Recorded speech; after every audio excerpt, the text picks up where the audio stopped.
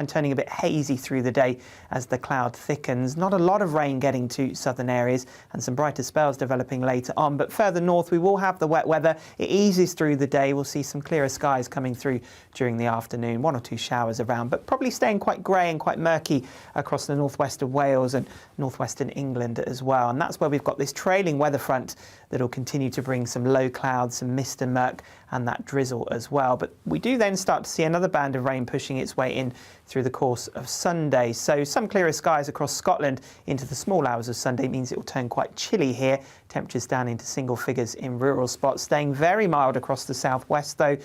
18 or so degrees here with that rain starting to push its way in on Sunday. Now through Sunday we will see some usable rain, I think, across Wales, the Midlands, some worthwhile rain. We haven't seen a lot of rain in these parts for quite some time. And generally staying a little bit mixed through Sunday. A brighter day to come on Monday. A few further rain showers around on Tuesday. Goodbye.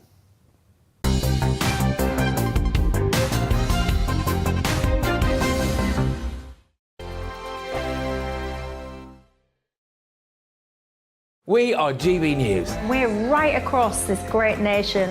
On TV. On radio. On digital. Absolutely everywhere. We don't talk down to you. We embrace all voices with honest and civilised conversation. We are not part of the establishment. We're one of you. And we're only getting started.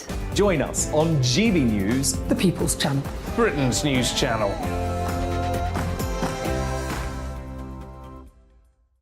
Hi there, it's Stephen and Anne. At breakfast from 6 a.m, you'll always be caught up with everything you need to know, the latest headlines, opinions and debates. We'll bring you the good news and the bad, but most of all, we're here for you. Remember, send in your views and let us know what you would like us to talk about. That's because we're your news channel. And every morning at 6 a.m, it's breakfast on GB News.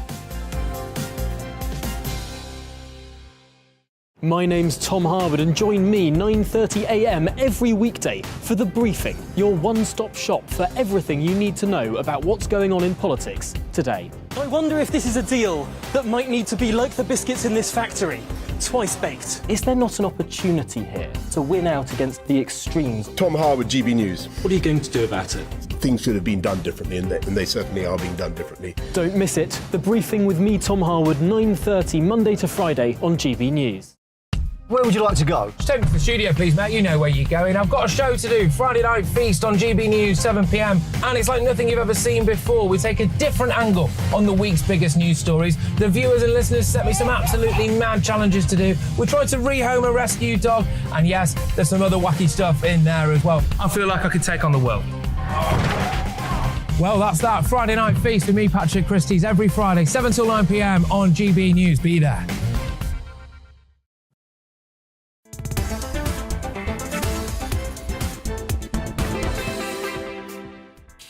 Hello, good afternoon. This is GB News on TV, online and on digital radio. I'm Nana Akua. And for the next 2 hours, me and my panel will be taking on some of the big topics that are hitting the headlines right now. This show is all about opinion. It's mine, it's theirs, and of course it's yours. We'll be debating, discussing, and at times we will disagree, but no one will be cancelled. So joining me today is broadcaster Danny Kelly and also former Conservative advisor Claire Pearson. Before we get started, let's get your latest news headlines.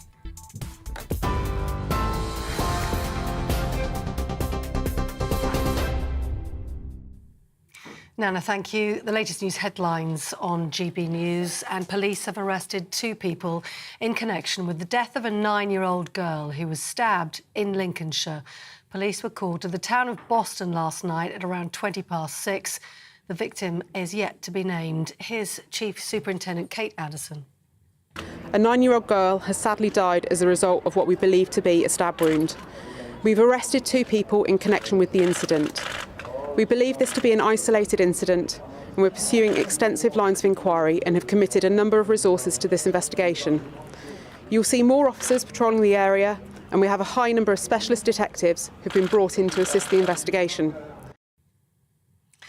Former police officer Wayne Couzens has lost an appeal to reduce his whole life sentence for the murder of Sarah Everard last year.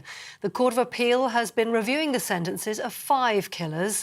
Lord Chief Justice Lord Burnett said that in Couzens' case, a whole life order was justified due to the way he abused his power as a police officer.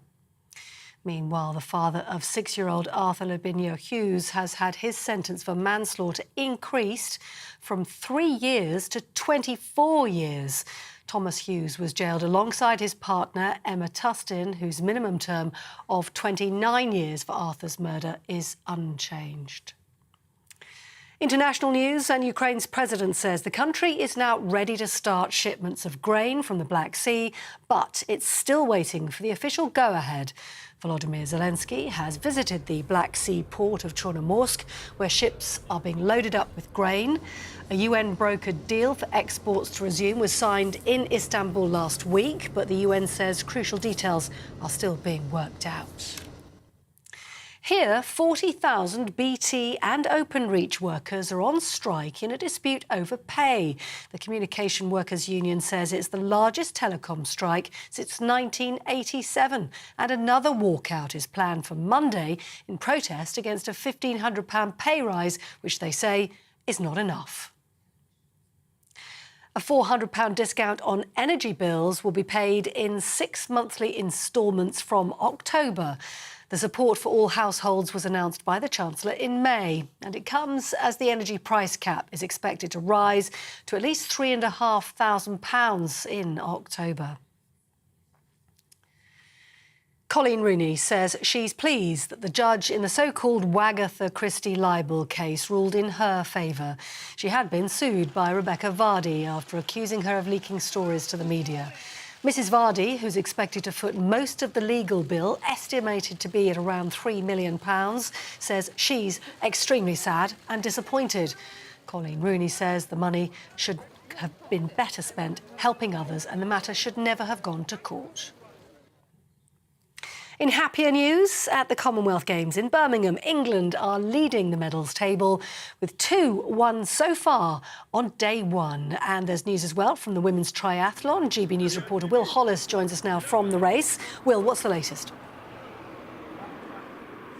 Yes, it's been an incredible day here in Sutton Coldfield, just 20 minutes outside of Birmingham city centre, because it is 2 medals for England leading the medal pack. It was, first of all, at lunchtime, 1 gold medal for Alex Yee. He was slightly behind New Zealand's contender Wild for most of the race, but then a penalty meant that Wild couldn't continue to that first position. So in the spirit of the Commonwealth Games, he very much graciously led him through into the first position of the finishing line. But that wasn't it. Only a few hours later, here in the streets of Sutton Coldfield, for the triathlon, the women's triathlon, Georgia Taylor-Brown, she got the silver. She was winning the race for most of it, but then had to take a few steps back. So it's a really good start on the first day of the proper games here in Birmingham, but not just big for the athletes, it's big for the people on streets like this in Sutton Coldfield, on streets where people say they've never seen anything like this before, and they doubt in their lifetime they'll ever see anything like this again. Will Hollis, for the moment, thanks very much indeed. Doing so well already, and 14 medal events yet to come. Full details right here, GB News, throughout the day. You're watching GB News, more news as it happens, as I said, but now it's time for Nana Akua.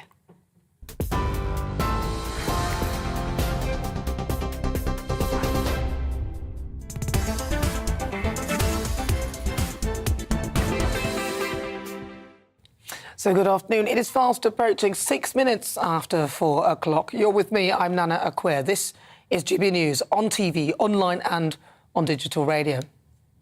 Now, I'm fed up with all this gender nonsense. It is blatantly clear to the majority of people all over the world that there are only 2 genders. And it has been that way from as far back as the existence of mankind.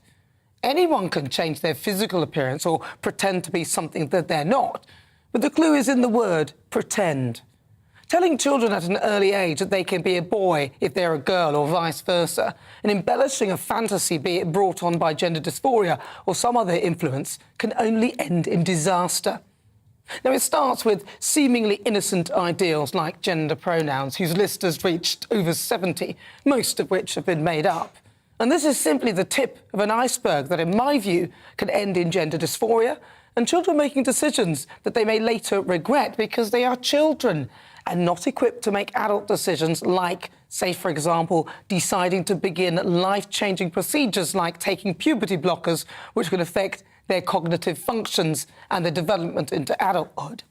It seems odd that they're considered wise enough to make this sort of decision whilst in the same breath not being allowed to legally have sex or vote.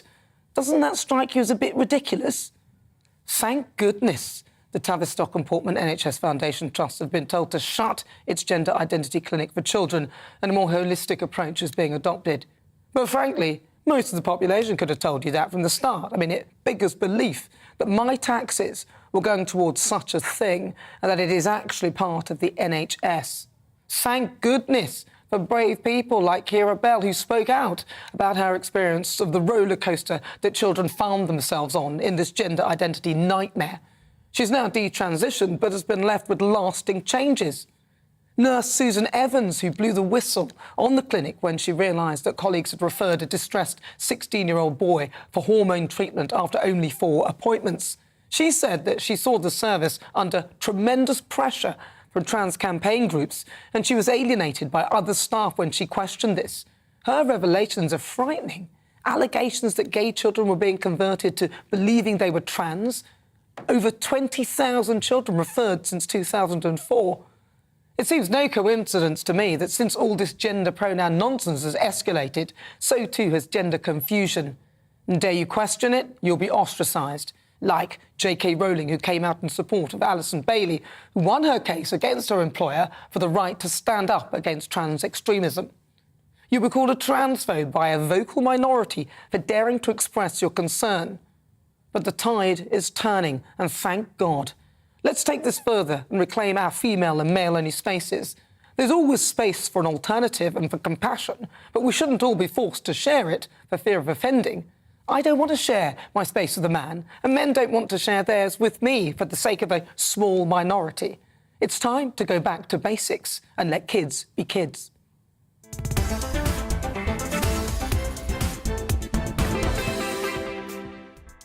So before we get stuck into the debate, here's what else is coming up today in the Great British Debate this hour. I'm asking, has Labour lost Labour? Sir Keir Starmer has sparked fury from the left of his party after he sacked the Shadow Transport Minister Sam Tarry for giving a TV interview from a picket line. I'll be joined by the former Mayor of London, Ken Livingstone, to discuss whether the Labour Party has abandoned its union roots. And at 5 o'clock, it'll be time for Friday Focus. And today, I'm looking at the real cost of energy. Now, today, it's been announced that a £400 payment to help with the cost of bills will be paid in 6 instalments. I was looking forward to getting it in all at once, honestly. The government's also offering grants for people to install heat pumps in their homes. But I want to ask if this will really help keep our bills down. That's on the way in the next hour. As ever, tell me what you think on everything we're discussing. You can email gbviews@gbnews.uk or tweet me at gbnews.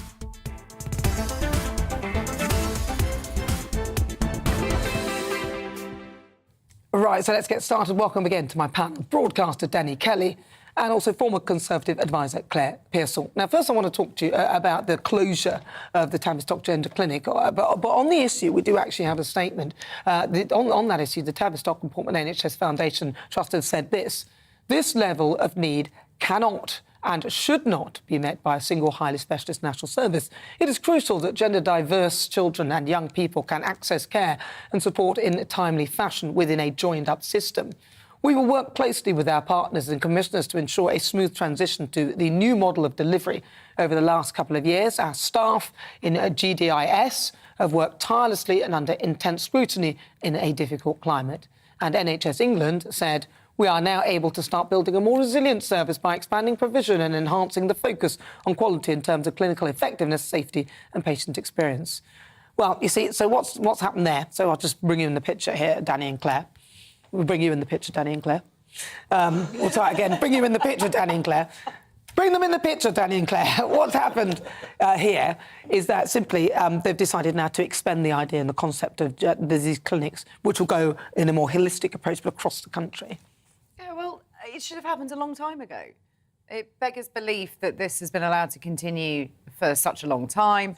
And I just think that we need to look at the children's mental health services. Surely that's got to be the first port of call for any child who suggests that they may have a problem with their identity. Why don't we put them into some kind of counselling to make sure that actually is the problem? Specialist autism services need to be brought up to speed a lot quicker. So I'm really glad that this decision has been made, and it really should have happened years ago. But some people, but they're almost acting as though this is some sort of victory for them in a way. I mean, that sounds like, listening to that statement, it sounds like they're saying, oh, this is great, we're closing down this one, but there'll be lots of others dispersed across the country. But I don't quite think that that's what it means. I think it means that we are going to actually look at it in a different way. Instead of trying to say, OK, this is definitely gender dysphoria, you need to go through this, this and this, and we're going to start, giving you hormone blockers and things like that. In fact, what I hope they're saying is that we're going to talk to these children. Yeah, I think the central thrust of this is the fact that the spotlight is now on organisations who are quick to shut you down and cancel you, should you dare suggest that maybe, as Claire just said, there's a disproportionate amount of autistic kids who are going through this quote-unquote gender dysphoria. So they close you down and they call you a transphobe. And all you're trying to do is just say, look, let's take a step back, let's talk to these young people and let's see what's going on in their minds. And sure, should that be the correct approach, then we can talk about the next step. But instead, and there are lobby groups who have been part of the internal workings of the Tavistock Group, and they seem to have just said, if there's any objection, any caution, then you're a transphobe. And you're not a transphobe. And I think the fight is turning against these, and this is my own view, but against these deluded individuals who want to cancel you. I think the tide is now turning against them. And I hope to get back to the stage where, it's more common sense and you're not shut down and closed down to say, well, actually, I know that you're going through a terrible mental turmoil because you've been born into the wrong body. But I'm sorry, but you are still a man. You are a woman, an adult human female. And I'm ever so sorry, if you want me to call you with your preferred pronouns, out of courtesy, I will do, but that's only out of courtesy, because I don't want to offend or upset you.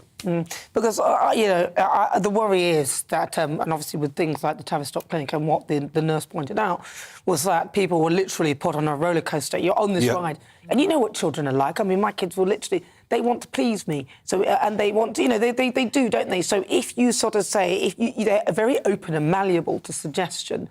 So if you make suggestions or push them in a direction and they think that that's making you happy, or they think that they're sort of satisfying something that you look happy, then they will go down that route. And that's why this is very, very frightening that this was allowed to happen.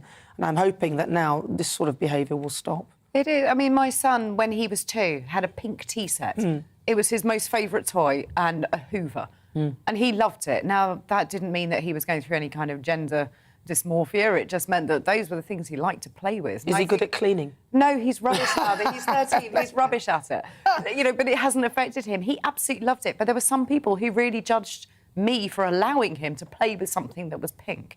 And I think that's a problem. Yeah. Do you know what? Let kids be kids.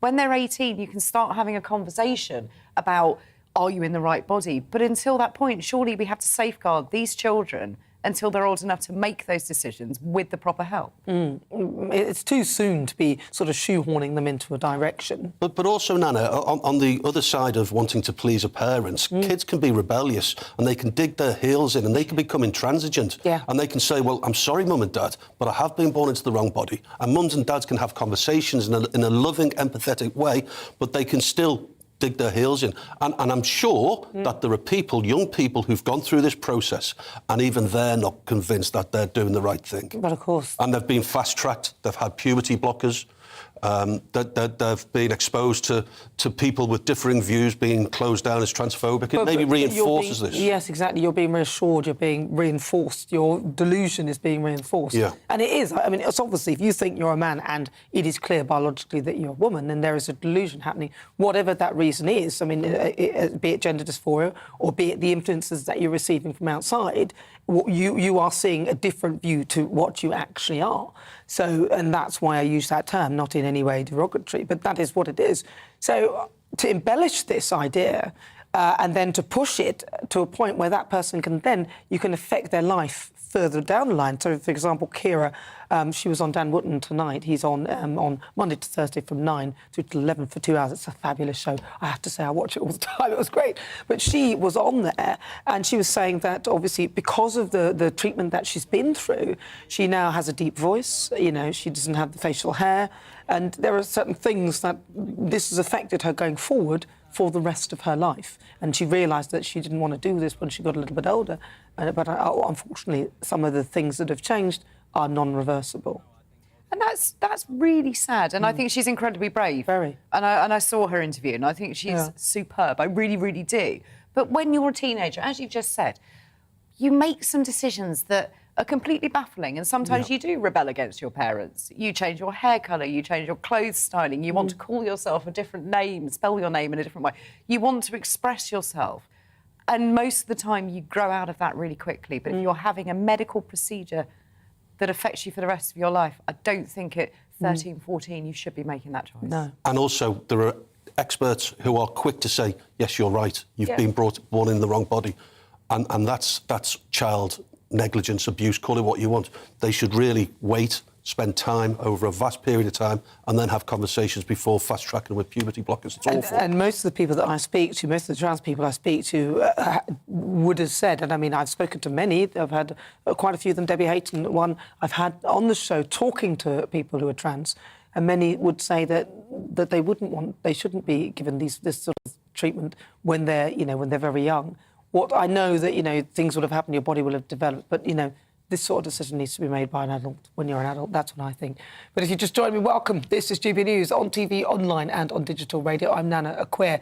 Now, after the break, it is time for the Great British Debate this hour, and I'm asking, has Labour lost Labour? So Keir Starmer's been criticised by trade unions for sacking a member of his shadow cabinet after he gave an interview on TV from a picket line. So I want to ask if his party has abandoned its trade union roots.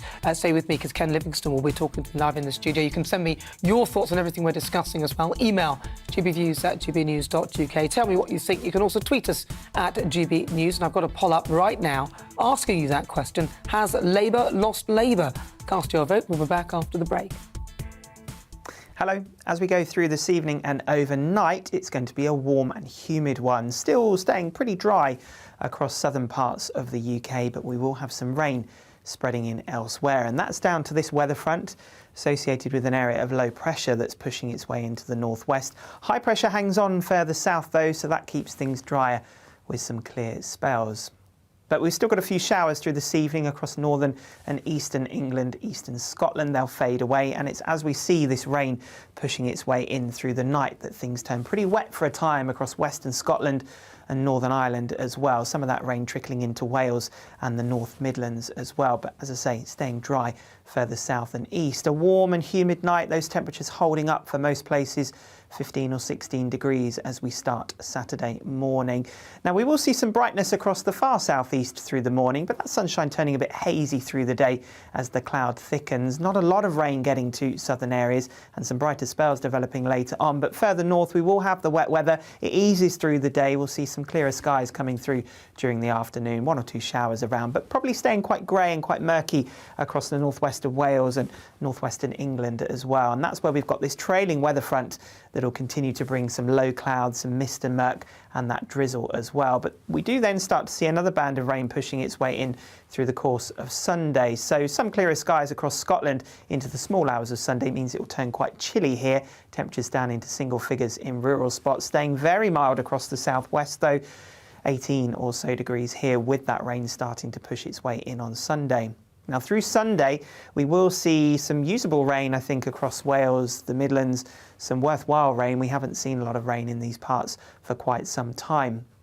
And generally staying a little bit mixed through Sunday. A brighter day to come on Monday. A few further rain showers around on Tuesday. Goodbye.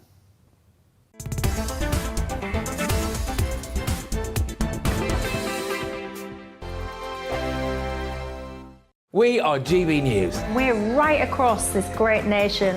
On TV. On radio. On digital. Absolutely everywhere. We don't talk down to you. We embrace all voices with honest and civilised conversation. We are not part of the establishment. We're one of you.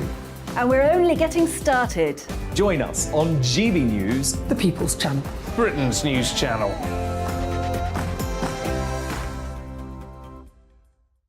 Hi there, it's Stephen and Anne. At breakfast from 6 a.m, you'll always be caught up with everything you need to know, the latest headlines, opinions and debates. We'll bring you the good news and the bad, but most of all, we're here for you. Remember, send in your views and let us know what you would like us to talk about. That's because we're your news channel. And every morning at 6 a.m, it's breakfast on GB News. My name's Tom Harwood and join me 9:30 a.m. every weekday for The Briefing, your one-stop shop for everything you need to know about what's going on in politics today. I wonder if this is a deal that might need to be like the biscuits in this factory, twice baked. Is there not an opportunity here to win out against the extremes? Tom Harwood, GB News. What are you going to do about it? Things should have been done differently, and they certainly are being done differently. Don't miss it. The Briefing with me, Tom Harwood, 9:30 Monday to Friday on GB News. Where would you like to go? Just take me to the studio, please, Matt. You know where you're going. I've got a show to do. Friday Night Feast on GB News, 7 p.m. And it's like nothing you've ever seen before. We take a different angle on the week's biggest news stories. The viewers and listeners set me some absolutely mad challenges to do. We tried to rehome a rescue dog. And yes, there's some other wacky stuff in there as well. I feel like I could take on the world. Well, that's that. Friday Night Feast with me, Patrick Christie's, every Friday, 7 till 9 p.m. on GB News. Be there.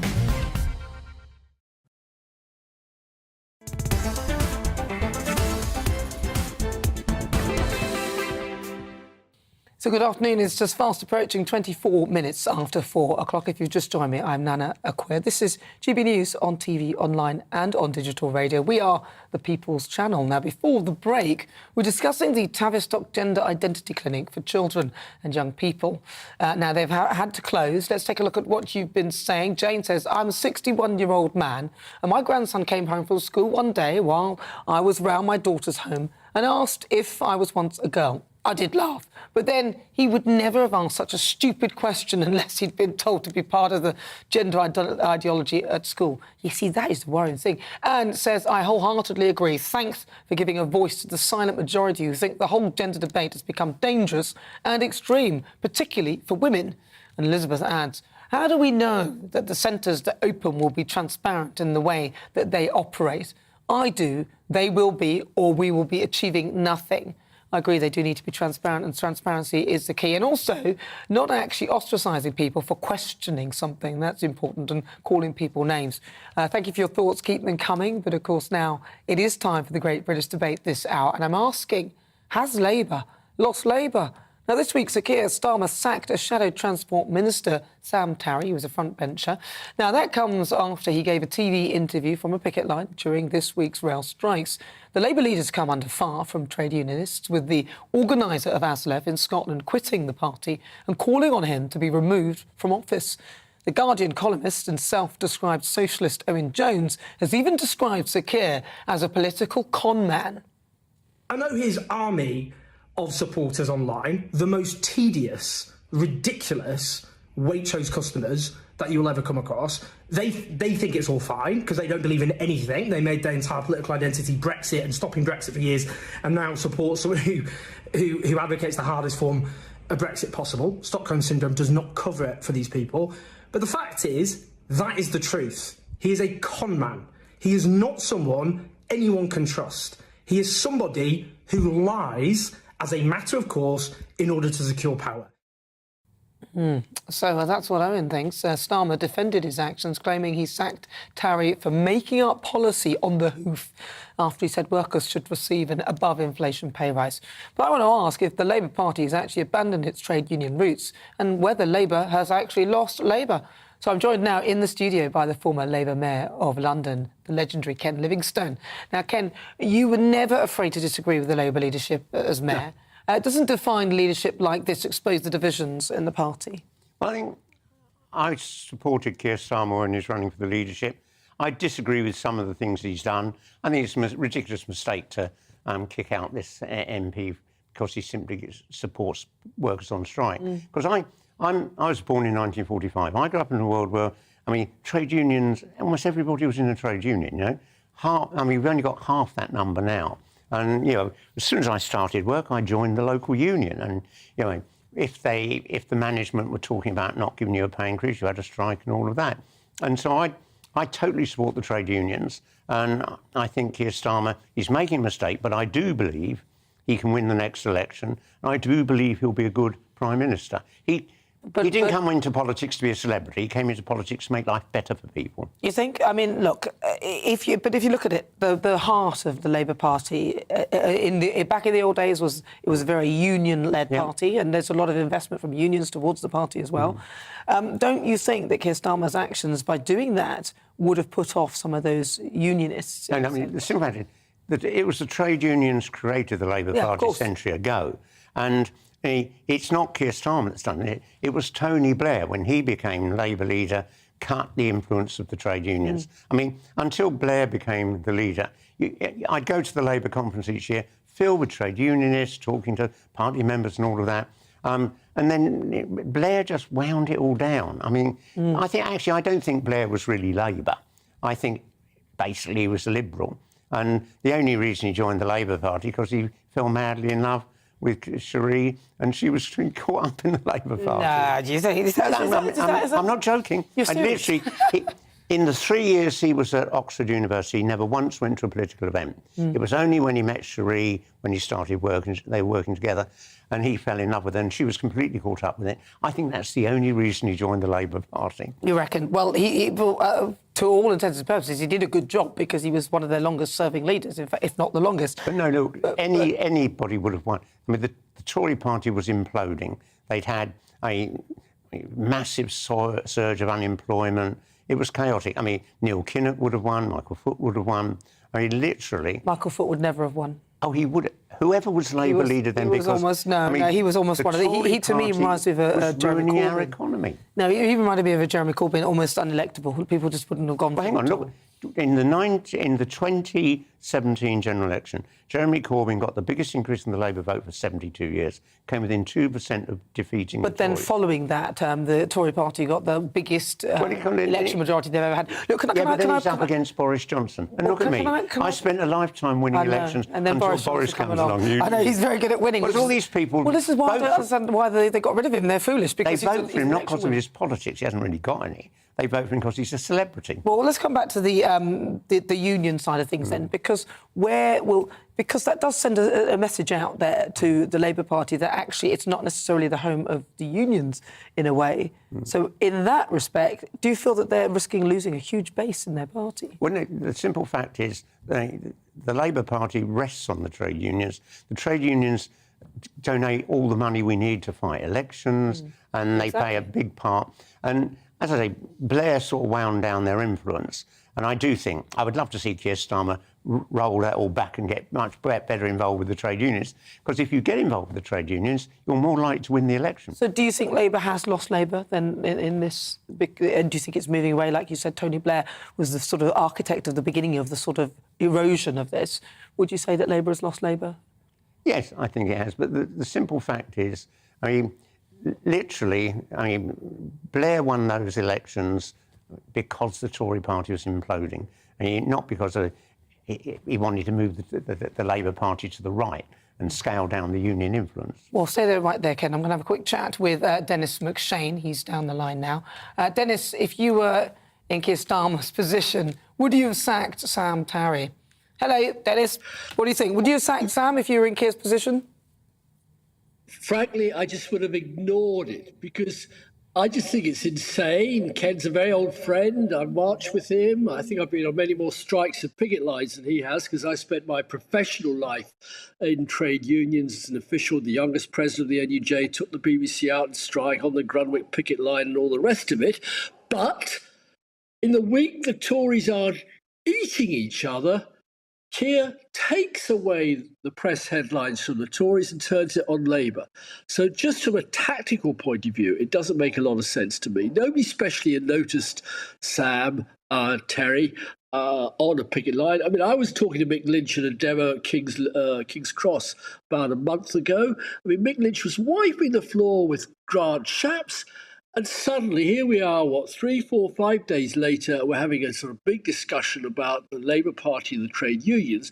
And Ken will know that is a discussion that both of us have been engaged on since we first took out a party card, probably between us more than 100 years ago. Do you think that this has divided the sort of feeling towards the Labour Party from our trade unions? Because they'll see that, and even though Keir said it's because he was making policy on the hoof, and not necessarily the fact that he was kind of picketing, because others picketed but probably didn't make the TV appearances. Do you think that this is now splitting a lot of the support of trade unions towards Labour? I genuinely don't, because time and again, I wanted to go on marches with steel workers in my steel constituency in South Yorkshire, and I was phoned up and told not to go on them. We don't want to see you on that march, Dennis. Who phoned me up? The trade unions.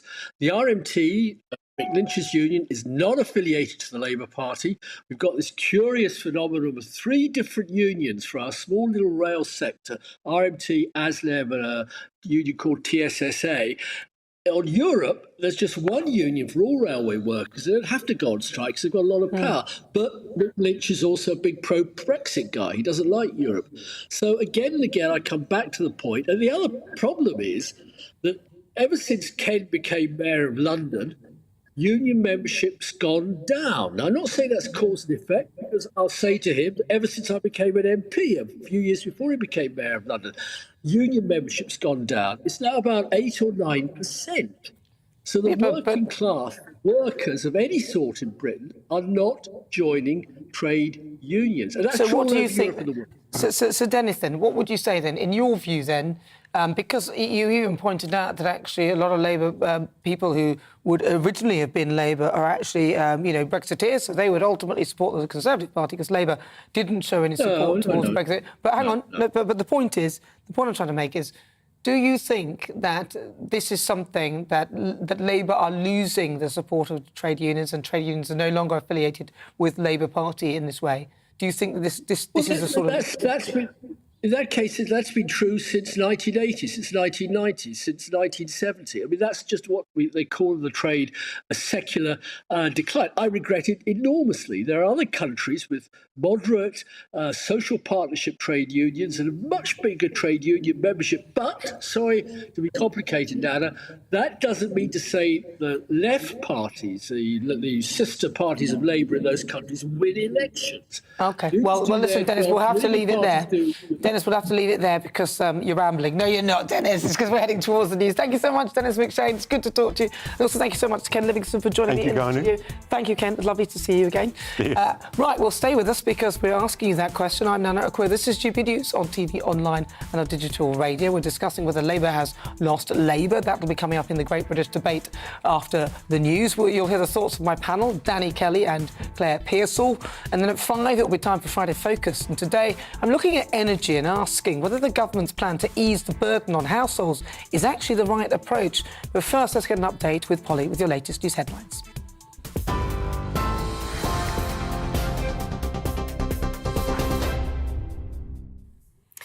Nana, thank you. And we start this bulletin with some breaking news. Police have arrested 2 people in connection with a 9-year-old girl who was stabbed to death in Lincolnshire. In the last few moments, police have named the child as Lilia Valotite.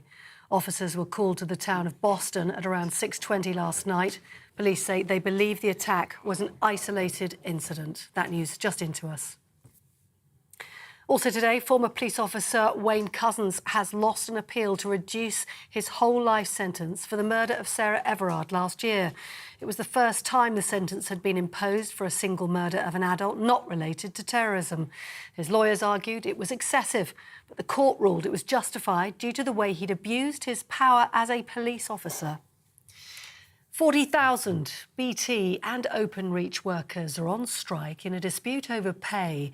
The Communication Workers Union says it's the largest telecom strike since 1987. Another walkout is planned for Monday in protest against a £1,500 pay rise, which they say is not enough.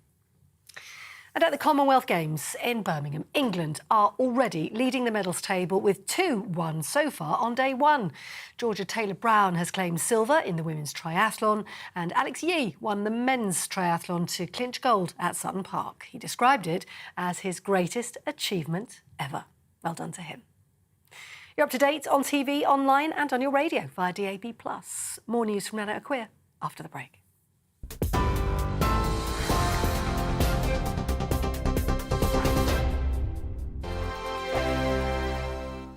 We are GB News. We're right across this great nation. On TV. On radio. On digital. Absolutely everywhere. We don't talk down to you.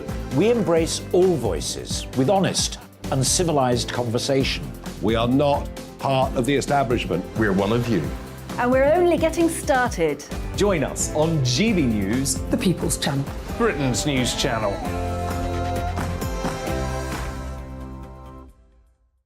Hi there, it's Stephen and Anne. At breakfast from 6 a.m, you'll always be caught up with everything you need to know.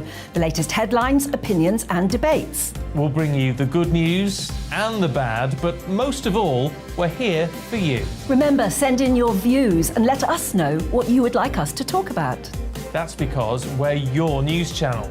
And every morning at 6 a.m, it's breakfast on GB News.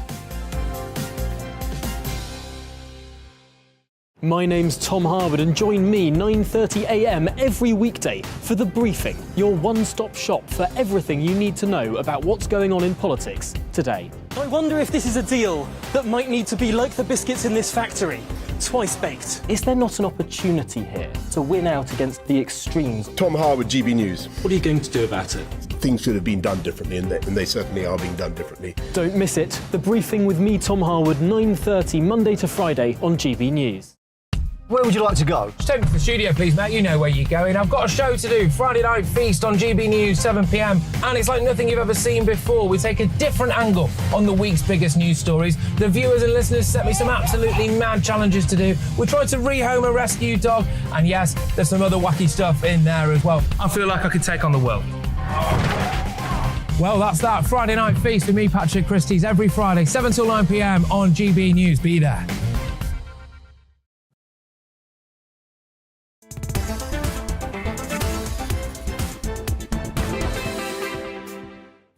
Good afternoon. This is GB News on TV, online and on digital radio. You can also catch up on the GB News app where you can check out all the different shows. I'm Nana Akua. It's just coming up to 39 minutes after 4 o'clock and we'll return to our Great British Debate this hour. And I'm asking, has Labour lost Labour?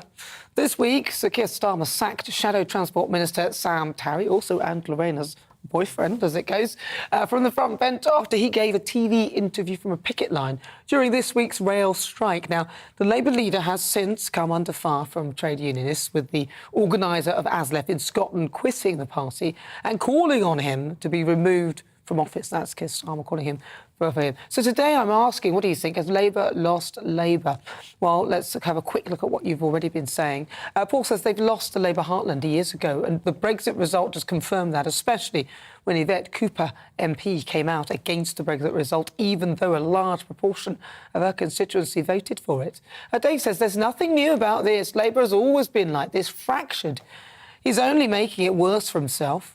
And Les adds Labour hasn't had Labour for decades. That is interesting you should say that. Let's see what my panel make of that. So joining me now, broadcaster Danny Kelly and also former Conservative advisor Claire Pearsall. Right, so to both of you, I'm going to start with you, Claire, because obviously, obviously you are a Conservative advisor, you're in government, you work alongside all these people. What's your view in terms of the Labour Party? Because the Conservatives are doing a good job to, imploding, which is interesting, but we won't go there. We'll go there later on. But what about the Labour Party, though? Because they're sort of to be shooting themselves in the foot in a way.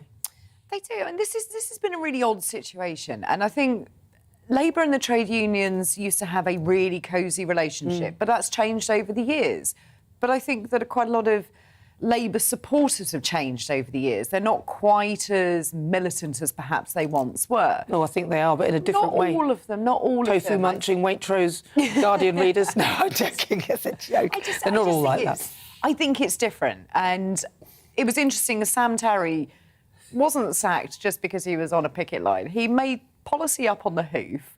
Yeah. He promoted himself to a shadow Secretary of State, which he wasn't, and put out a policy that no one knew about, and it just wasn't true. Do you think Keir Starmer's made himself look quite good in the way that he's just instantly gone in there and said, forget it, we're not tolerating that? Yeah, and politics as a whole, and you can remove the parties from any of this. Politics as a whole works around collective responsibility. So if any Conservative had gone out there, or Liberal Democrat, or SNP, or Green, if we're going to be equal, and had done the same thing, their parties would also have sacked them. So I think yes, he's probably done himself a few favours with a portion of his party, but then all he's done is just rile up the real left of the party. But what happens? What happens when you're sacked then? Because they keep re-emerging. It's like they're sacked. Like Rishi Sunak, he got sacked. He resigned, but he's again now. You know what I mean? I don't get it. They say they sacked, or they say they resigned, and then they're just re-emerged. But they're sacked from that position. So they're still I'm around. not sure that a shadow Minister of State is paid very much more than an MP. So he's still got his MP salary. So he's still an MP. So he's still an MP, he's a front And it was the bencher. same with people like Rishi Sunak. He resigned as Chancellor, but not as an MP. But they lose their salary. They lose their salary. They lose their ministerial salary. Rishi doesn't so care. we better not sort of bleed too hard. Well, that's why Rishi doesn't care, because he's a billionaire anyway. What do you think? I can't believe that he was sacked. I wasn't across the story as much as you are, Claire. I don't know what this on-the-hoof policy he was throwing out to the cameras. But do you want me to tell you it was... well, I think that's relative, it was to Danny hasn't put done his research. rail workers' don't know either. salaries up in line with inflation. OK, well, I could Inflation's argue... currently running at about, is it 8-9%? So he's saying they've been offered an 8% pay rise, which is 4% now, 4% later, and da-da-da-da. And they're arguing they're not happy with that. He is saying that he's arguing that they should have it in line with inflation. So if inflation goes to 11%, their salaries should go up. Nobody's agreed. I think that's... If I was a Labour supporter and I was part of that picket line, I would think that that's what his role is as a campaigning Member of Parliament. So I'm just going to get back to my point that plenty of times someone will stand up in the lower chamber and say, we want, or we think it's fair that 10% inflationary pay hikes. And I don't think that's unusual. And I don't see the difference between him doing it in front of a TV camera and doing it in front of a picket line. Because don't forget, Labour was basically called Labour because of Labour, Yeah, but about they've men and forgotten women. about that. They've forgotten about that. I mean, most people in the so-called blue collar or red wall would have voted Brexit, and the Labour Party abandoned that notion. So that's why a lot Brexit's of the people... done and dusted now. Yeah, but by your analogy, you're saying Labour was initially this. I'm saying, well, Labour has become something else. Owen Jones, who I very rarely agree with. In fact, I think I've never agreed with him. But I agree with what he said, is that when Keir Starmer sacked the lad, he goes, what is Labour? It's just a meeting point for people who shop at Waitrose. And what is the identity of Labour? Because Tony Blair was so successful because he wasn't very left-wing. He was a centrist. A lot of Labour, hard left Labour supporters said Tony Blair's a Tory. But he was successful. So what chance have Labour got ever of getting back in power? Nana correctly said the red wall. That was a Brexit thing. But maybe they're now Conservatives. I think, generally speaking, we live in a Conservative country with a small C. And there's nothing wrong with being working class and voting Conservative. All of my pals who are working class, they vote Conservative. Labour has no connection to them. And I think that's the problem, is they're not being given the opportunity to be something different. I think Keir Starmer has never really set out what he wants Labour to look like. He hasn't set out anything, has he? No. Well, and I think there's your problem. And people like Sam Tarry going out there and just saying, I'm going to do it. It's all very well to stand up in the chamber of the House of Commons and say, I support this move or that move and I think this should happen. But when you say it's actual policy, when the leader of your party hasn't said that it's actual policy, that kind of gets you into a little bit of trouble. Well, you get in trouble anyway because Keir Starmer hasn't set any policy. So if you said anything that was specific, then you'd be in trouble. Maybe that's the only way. Maybe that's the only way of discerning what his policies are, by just saying something that isn't true. And then he'll just say, "No, it's not that." No, and then he can just chalk that off the list of what his policies aren't. Making up policy on the hoof. Well, why don't you make up a policy, Keir? We'd love to hear one, because we've always returned to this thing where there are no policies. I don't know what their policies are. They always claim things. So they claimed the windfall tax thing. Yeah, we were talking about that. Yeah, you were talking about it. Lots of people talked about it. And, OK, we'll give you that. But that's not really, you can't lose by saying that you want to get money off a big company that's making lots of money and it's not fair. They should be making money and we're all poorer. So, yeah, that will win you votes. But other than that, I don't really know what they stand for. I don't know anything. So if somebody bravely coming out and making up a policy gets sacked. Yeah. But I think that, shouldn't that be now the way forward? That they should all stand up and say something. And Keir Starmer can just go along and go, no, no. And then yes. through process of elimination, we know. Process of elimination, we know what the hell he wants. Well, it's a bit like Storage Hunters, if you watch that. Yes. There's a box, there's something in it, you buy it, it could be awful, it could be something. It's like that show, you get it, and what's in it is empty. Oh. Yeah, okay. No policies. Yeah, and I think Labour have really lost their way, and their core centre of being was around the unions, around the mine workers, and that kind of background. Yeah. And I do think that they have forgotten their roots. They've forgotten their roots, they've lost Labour, but what do you think? This show is nothing without you and your views. Let's welcome our great British voice to the show, your opportunity to tell us what you think about the topics we're discussing. Right, where should we go? Should we go to Red Wall? Yep. Red Wall, let's go to Hull. do it. Hull, let's have a chat with Dan Bryan in Hull. This is easy. Oh, I was going to guess whether you had your hat on or off. His hat is on. Dan Bryan, what do you make of this then? Have they lost Labour? I think what's happened is Labour's original cause, their original raison d'etre, has now disappeared because we do have workers' rights. We do have women's rights. People are not oppressed by the state or by the upper class or the richest people in the land anymore like they used to be. There's no longer kids in workhouses or up chimneys, more to the pity. But we've now got a party that is lost its way because of this. So what they're doing instead is they are focusing on kind of non-problems. So they're making out as though we're a really racist country so they can focus on diversity. But by focusing on diversity, they're making it all about skin colour, or they're making it all about sexuality, or they're making it all about gender, which is actually igniting the problem even more, and it's annoying people even more.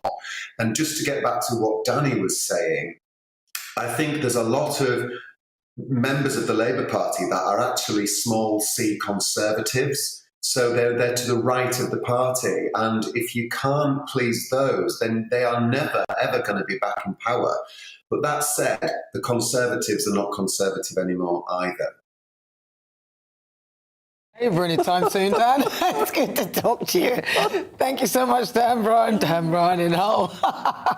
He's that great. He covered a lot of points. I think he covered all the bases. Do you think he covered all bases? I think he covered every potential policy Labour could throw at us. Because they haven't got any. I think he needs to be in the Labour Party. Nice to see he agrees with me, you know. That's fairly par for the course nowadays. Well, to be fair, I mean, if they come up with some policies, I'd be more interested to hear what their policies are. But today I've been asking you whether Labour has lost Labour, and lots of you have been getting in touch with your views. Hannah says, I thought Labour had lost touch with the working population 20 years ago, to be honest. Roughly around about the same time it lost touch with the United Kingdom. And he says the Labour Party represents the left-wing liberals, middle-class elites and anyone who patronises the British working class. Oh, and the Remainers. James adds, when Labour stopped taking money from the unions, then it can be said that Labour has lost Labour itself. First, it was the Corbyn, now it's Starmer taking the Labour brand into a direction that is unrecognisable, anti-everything. Well, a lot of you agreeing with Dan there. Seems like Dan did cover all bases. Well, there is a poll up on Twitter throughout the show asking you that question. Whether Labour has lost Labour, I was going to ask you to guess what do you think. What's the question? 91% of you say yes, Labour has lost Labour. It's almost a full house. 9% of you say no. Well, I'm inclined to go along with you on that one, but I'd just love to know what Labour stands for, and I'm looking forward to getting them on to the programme to hear all their policies. You're with me. I'm Nana Akua. This is GB News on TV, online and on digital radio. Now, still to come, a 66-year-old man has become the fourth recorded case of someone recovering from HIV. Incredible. Listen, I'll be speaking to Dr. Tristan Barker from the British Association of Sexual Health and HIV next. But first, let's have a quick short break. Hello, I'm Alastair Stewart, and I'd invite you to join me at noon on Saturdays and Sundays for Alastair Stewart and Friends. I've been in this business for over 40 years. Now, here at GB News, I've never been happier. I get to choose the big stories that really interest me. We hear what you have to say, and you hear what I have to say. I really hope you can join me, noon on Saturdays and Sundays.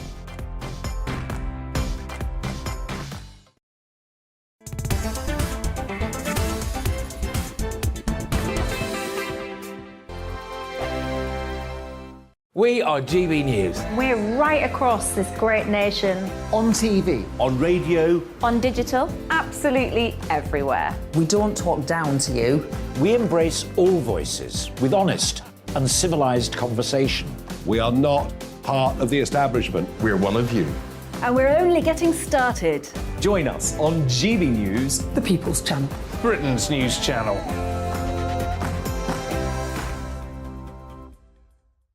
Hi there, it's Stephen and Anne. At breakfast from 6 a.m, you'll always be caught up with everything you need to know, the latest headlines, opinions and debates. We'll bring you the good news and the bad, but most of all, we're here for you. Remember, send in your views and let us know what you would like us to talk about. That's because we're your news channel. And every morning at 6 a.m, it's breakfast on GB News. My name's Tom Harwood and join me 9:30 a.m. every weekday for The Briefing, your one-stop shop for everything you need to know about what's going on in politics today. I wonder if this is a deal that might need to be like the biscuits in this factory, twice baked. Is there not an opportunity here to win out against the extremes? Tom Harwood, GB News. What are you going to do about it?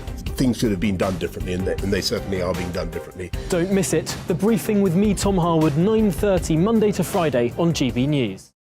Where would you like to go? Just take me to the studio, please, mate. You know where you're going. I've got a show to do. Friday Night Feast on GB News, 7 p.m. And it's like nothing you've ever seen before. We take a different angle on the week's biggest news stories. The viewers and listeners set me some absolutely mad challenges to do. We tried to rehome a rescue dog.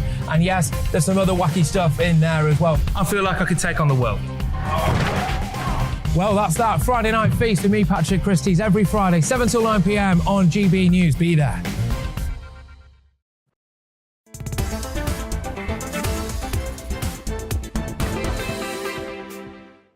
Good afternoon. This is GB News. We're live on TV, online and on digital radio. You can also follow us on YouTube. Catch up with everything here on the channel. Now, this is an incredible story. It's time for Health Watch. Now, we always like to find incredible stories. Now, this one is about a man who's lived with HIV since the 1980s. And it seems that he's been cured of the disease. Now, you hear of it a few times that this has happened, but this is, I think, the fourth time. A 66-year-old who doesn't want to be identified is just the fourth recorded case of someone overcoming the illness. Now, he was given a bone marrow transplant from a donor who was naturally resistant to the virus. So I'm now joined by Dr. Tristan Barker, who is a member of the British Association of Sexual Health and HIV. Really good to talk to you. This sounds incredible news and seems a lot more of a simpler procedure, because I've heard of people who've had to have their immune system stripped and then you get it. Now, this patient has been in remission now for 17 months. What more do we know about this and whether he's actually been cured? Nana, thank you very much for having me with you. These cases are amazing. As you rightly said, this is the fourth case we have now that's very similar in terms of the treatment that someone receives, which is actually treatment for a type of cancer, a lymphoma type cancer usually. And these people receive a bone marrow transplant, and the donor has cells, as you've said, which are resistant to HIV infection. And what this means is the people who've received these bone marrow transplants can stay off of their usual HIV treatment, so usually daily tablets, and they don't have a detectable amount of virus in their blood. So essentially, they still have HIV, but it's not replicating in their bloodstream. It's quiet, if you like, and therefore they can be said to be functionally cured of HIV, and they don't take their usual tablets for treatment. Wow.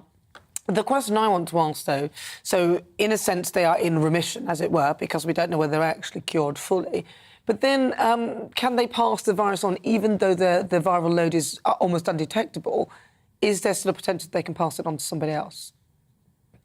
So what we know about HIV treatment now is that it's very successful at suppressing the amount of virus that's in the bloodstream to an undetectable level.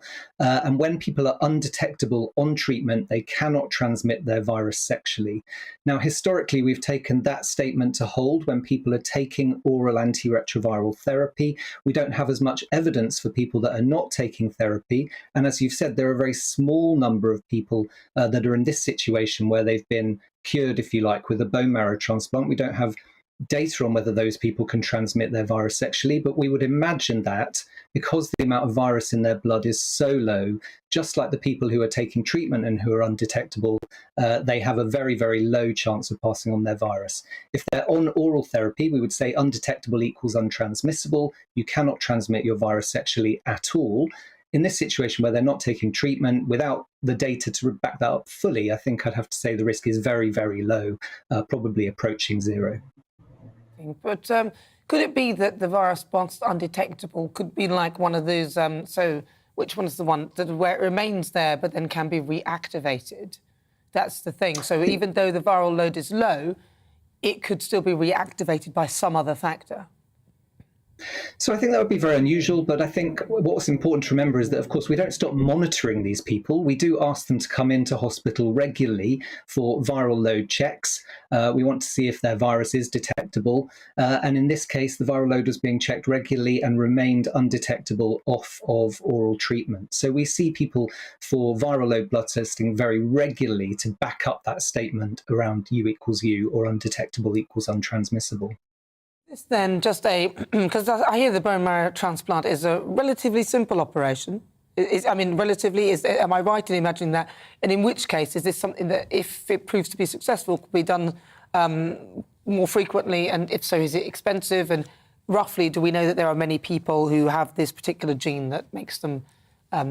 Sure. No, this is not going to be a treatment that's an option for everyone living with HIV. It remains the case that bone marrow transplant is quite an involved, delicate procedure where you do have to give people drugs to prepare them for having that transplant.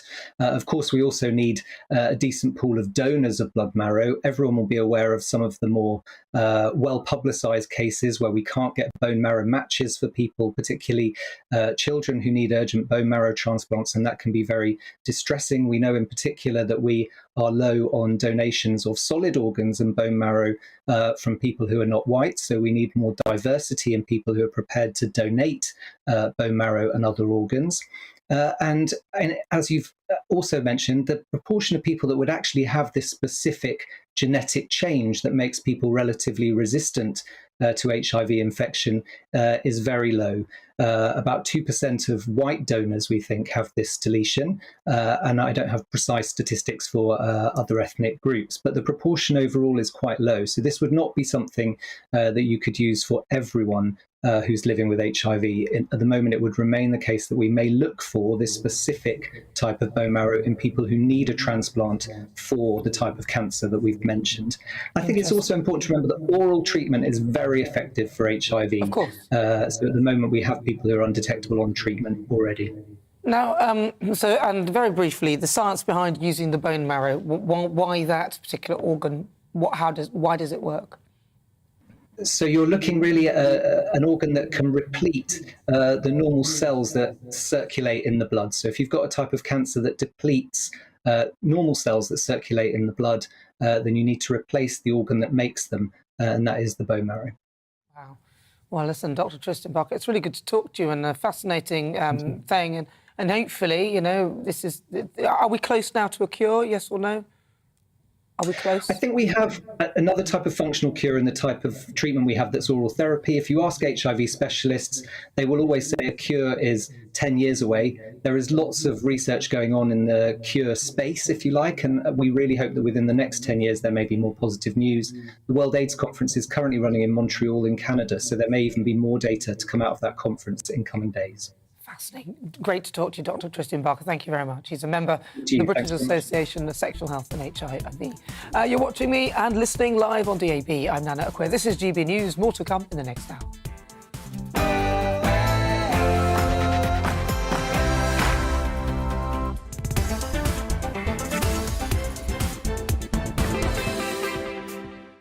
So it is 5 o'clock. We are live here on GB News. I'm Nana Akua. For the next hour, me and my panel will be taking on some of those big topics that are hitting the headlines right now. But first, let's get your latest news headlines with Polly.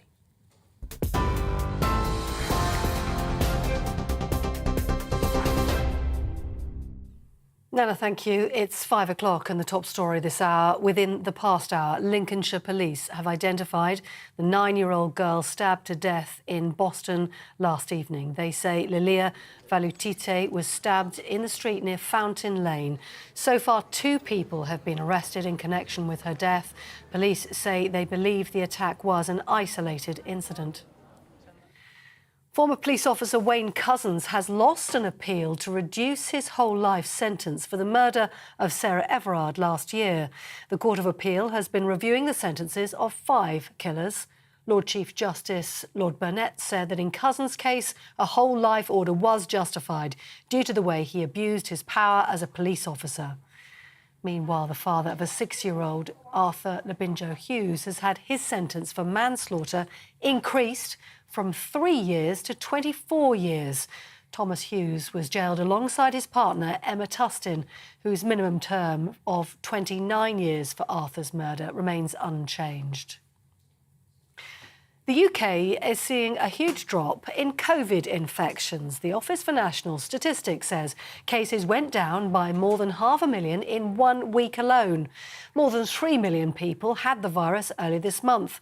Hospital cases have also dropped, but experts warn there's still plenty of COVID to catch. COVID infections in the UK have fallen for the first time, though, in 2 months.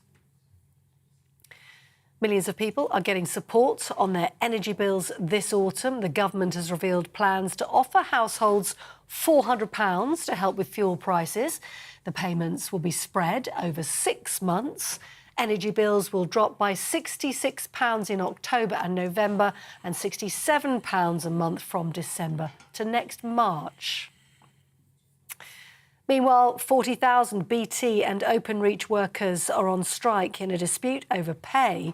The Communication Workers Union says it's the largest telecom strike since 1987. Another walkout's planned for Monday in protest against a £1,500 pay rise, which the unions say isn't enough. Labour's Sam Tarry, who was sacked from the Labour front bench for supporting rail workers on a picket line on Wednesday, said BT is out of touch. Look, the Communications Workers Union, people working in BT, are in such an outrageous situation where their chief exec had a 32% pay rise, and yet people working in BT call centres are actually having to have food banks put in situ in the call centres. What's going on in BT is completely outrageous, out of touch, top executives ramping up their pay, where the ordinary workers for the CW members in those BT call centres unable to put food on the table for their kids. Colleen Rooney says she's pleased that the judge in the so-called Wagatha Christie libel case has ruled in her favour. She had been sued by Rebecca Vardy after accusing her of leaking stories to the media. Mrs Vardy, who's expected to foot most of the legal bill, which is estimated at around £3 million, says she's extremely sad and disappointed. Colleen Rooney says it should never have gone to court and that the money could have been better spent helping people. Southern Water has announced that it's introducing a hosepipe ban after one of the driest years for over a century. From next Friday, people in Hampshire and the Isle of Wight will be forbidden from using hosepipes to water their gardens and clean their cars. Southern Water says there's no direct risk to customers' water supply, but that the ban is aimed at reducing the amount of water being taken from rivers. At the Commonwealth Games in Birmingham, England are leading the medals table with 2 won so far on day 1. Georgia Taylor-Brown has claimed silver in the women's triathlon, and Alex Yee won the men's triathlon to clinch gold at Sutton Park, describing it as his greatest achievement ever. Good for him. You're with GB News. More news as it happens. Now back to Nana Akua.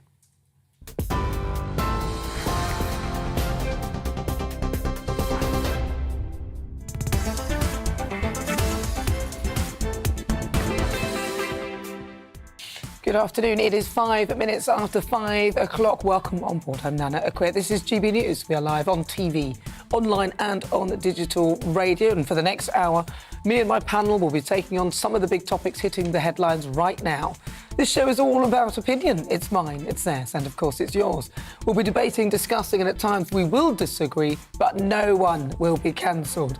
So joining me today, it's broadcaster Danny Kelly and also former Conservative advisor Claire Pearsall. Still to come, I'm looking at the real cost of energy. Now, today, it's been announced that a £400 payment to help with the cost of bills will be paid in 6 instalments. I was hoping to get it all in one hit. I thought that's great, but no, 6 instalments. The government's also offering grants for people to install heat pumps in their homes. Will this really help keep our bills down? And in the Great British Debate this hour, I'm asking, is it time to get rid of diversity and inclusion? White pupils are now the least likely to go to an elite university of any ethnic group. Department for Education statistics show that 10.5% of white young people are now at university. Now, that is compared to over 41% for Chinese teenagers, 16% for Asian people. And, of course, I want to know whether you think diversity drives have gone way too far. You can always send me your thoughts. You can email gbviews@gbnews.uk or tweet me at gbnews.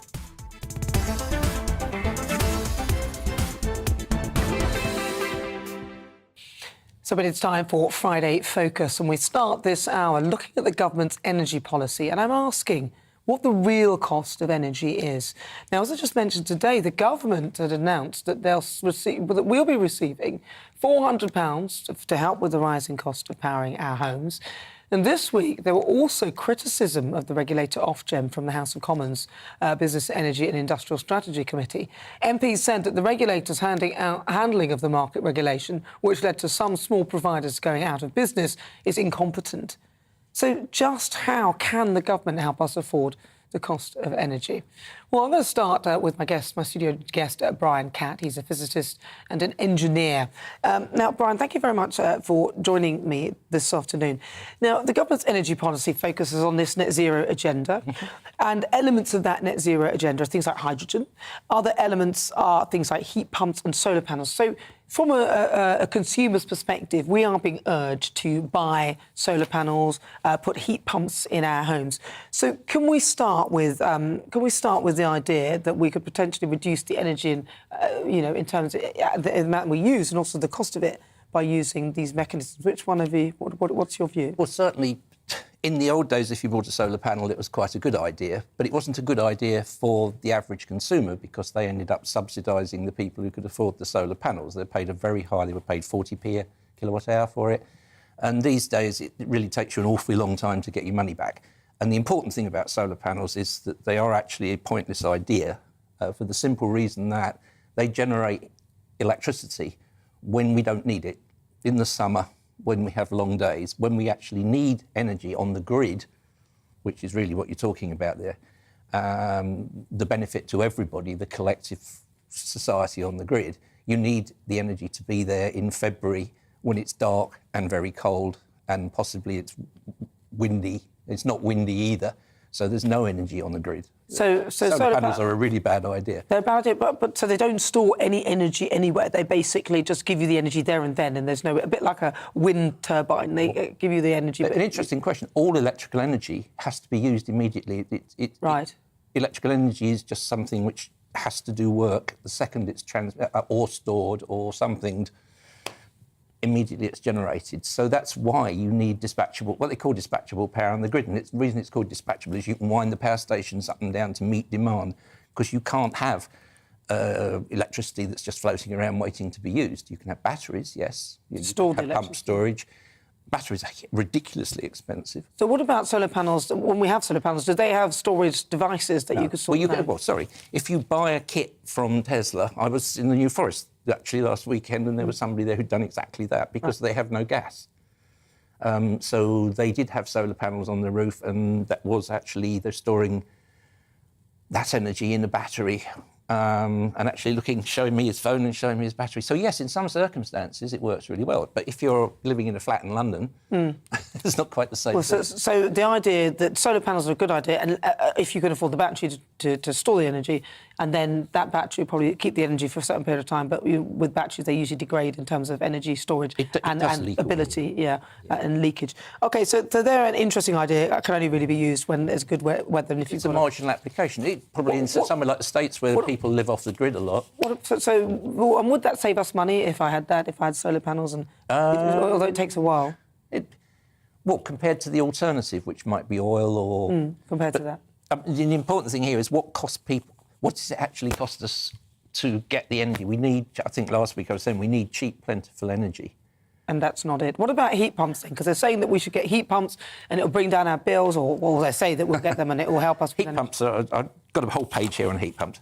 So if I can just go for heat pumps. Yeah, go for it. Heat pumps are a way of just pumping energy from out of the ground, making the ground colder or the air colder. An awful lot of places are going, if the government wants to push this through, I suggest they don't, an awful lot of places you have to use air-sourced heat pumps. Now, you've got to start with what you're comparing with. What you're comparing with is gas. And you burn the gas in a fairly cheap boiler very, very efficiently. The new boilers are over 90% efficient, and they cost about a sixth the price of electricity. In the old days, before everything went up.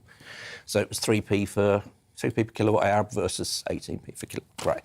So if you want to use electricity, you're going to pay 6 times more for it. So there's a thing called coefficient of performance with a heat pump, which means how much more efficient they are than the energy they consume. Well, an air source, it's 2 for an air source heat pump. So it's going to cost you 3 times more to get the energy per kilowatt hour. Oh, really? So the heat pump is actually going to be really expensive in comparison to what we're paying now. And then it gets better or worse depending on how you want to view it. Because you then have to install the heat pump. Well, the heat pump isn't cheap, it's £15,000. And if it's an air-sourced heat pump in particular, you can't get the water much above 40 degrees in the winter, which means you can't use your heating system that you currently have. You have to either expand it dramatically or put in underfloor central heating that will warm the house up enough.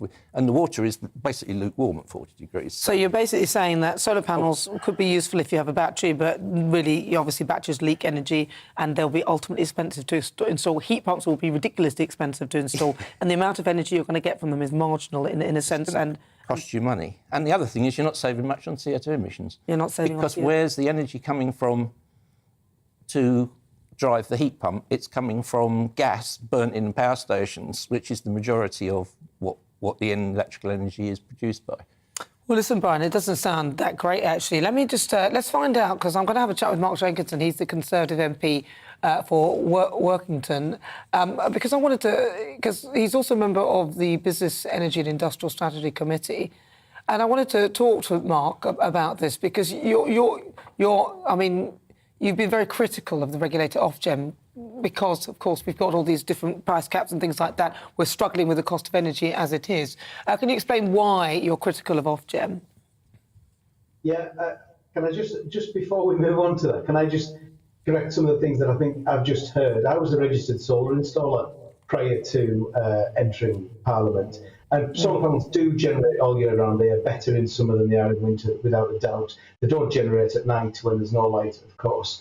But a lot of houses also have a battery already, a thermal battery in the way of a hot water tank, where we use the electricity we create through the day to heat the water through immersion heaters in a hot water tank, and it's there for use throughout the night. And on air source heat pumps, for example, gas prices have just doubled. So actually, it does make them much more cost efficient than they were. And yeah, I agree on CO2 emissions because of our electricity generation and on the need for underfloor heating. But in a new house with underfloor heating, then actually a well-insulated new house, then actually heat pumps are a really, really good source of heat and can go to 60 degrees. They become less efficient at 60 than they do at 40. So you can run them for your hot water in the same way.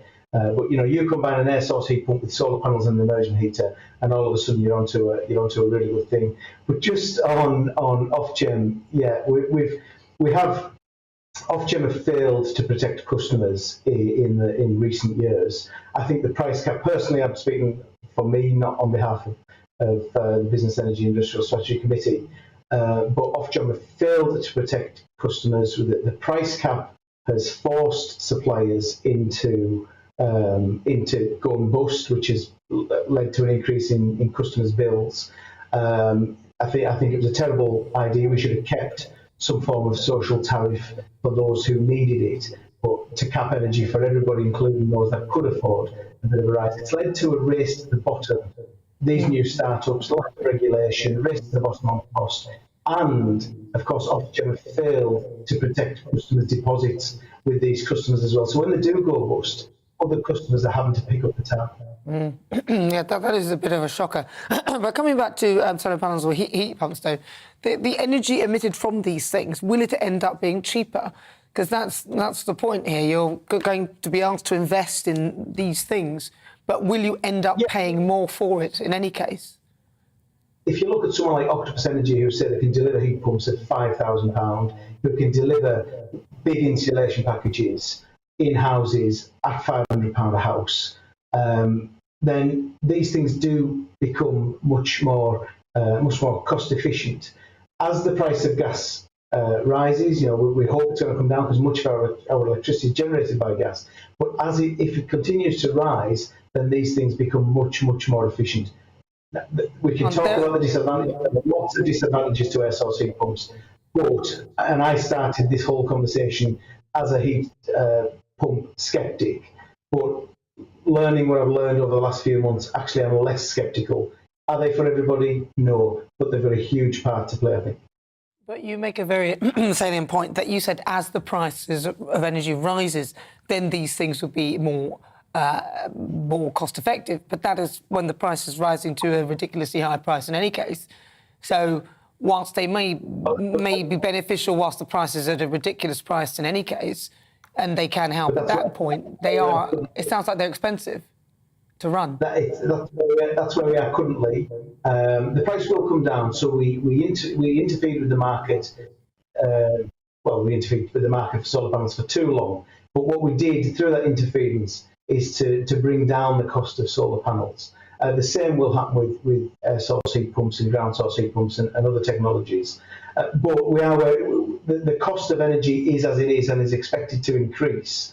So actually, what we'll see in the near future, and as we speak, is a rush to install solar panels, air source heat pumps, anything that shows what was a marginal cost benefit when electricity was much cheaper suddenly has much lower payback times, and I think we'll see a huge uptick in the market for those. And this is the thing, for those that can afford to spend or to access the cash to spend on those improvements. That doesn't help those who need help, those poorer households that need that help. And that's where I think we should be targeting as a government. That's where we should be targeting our assistance. That's interesting. So they'll become more cost effective once they've sort of reached the same place that we are now, because the price will continue to escalate if we carry on relying on gas and those sources, but they will stay relatively stable at a high price. I hear you. All right, well, listen, that makes me feel good about it. Mark, thank you so much for talking to me. That's Mark Jenkinson. He's a Conservative MP for Workington. I'm going to come back to Brian Cat. Brian, he discredited something that you said at the beginning. He talked about your claim for solar panels and things, that they the set temperature of 40 degrees, I think you said. Yeah, well, ground source heat pumps can certainly get up to 60 degrees, but air source ones, that's not the story I've heard, and also there's lots of people having problems with them. But the whole point about this is the race to put price upwards so that these things become affordable. That's what I was hearing. That's not what we should be doing. I mean, I can tell you the conclusion of my pages of notes. Go on, give me. What's your conclusion then? It is basically step back from net zero. Stop taking your policy advice from the UN IPCC, and review it properly with engineers and gentlemen like that. Yeah. And not necessarily me, I'm a bit retired, but people who really understand energy, like the CEGB used to before government took over and the politicians started running energy. Who was the CEGB? They were the Central Electricity Generating Board, and they were the ones who were taking us from coal-fired steam to gas-fired steam generation to nuclear-powered steam generation. And that's the cheapest by far. It's the most expensive. Well, it's not actually. It's cheaper than offshore wind in terms of real energy produced. So nuclear's, in the end, the only way you can go. It's the only thing that can replace fossil fuel, and it can do that because there's nothing that's going to change. Uranium is such a tiny amount of the cost. So you can build, but we can't do that quickly. So in the meantime, what do we need? We need to give people cheap energy. So the way to get around that is, as I say, if you cancel net zero, do a Unexit, and basically take emergency powers because we face an emergency and say, right, we are now going to state-own the assets we have, the energy assets we have. We will frack the gas and we will dig it. We've got 100 years of coal under the UK still. So we could get all that out if we wanted to. It's just a matter of political will to do it and use it as appropriate. The problem at the moment, of course, is we don't control the price. Sorry, that's the last thing that I haven't said.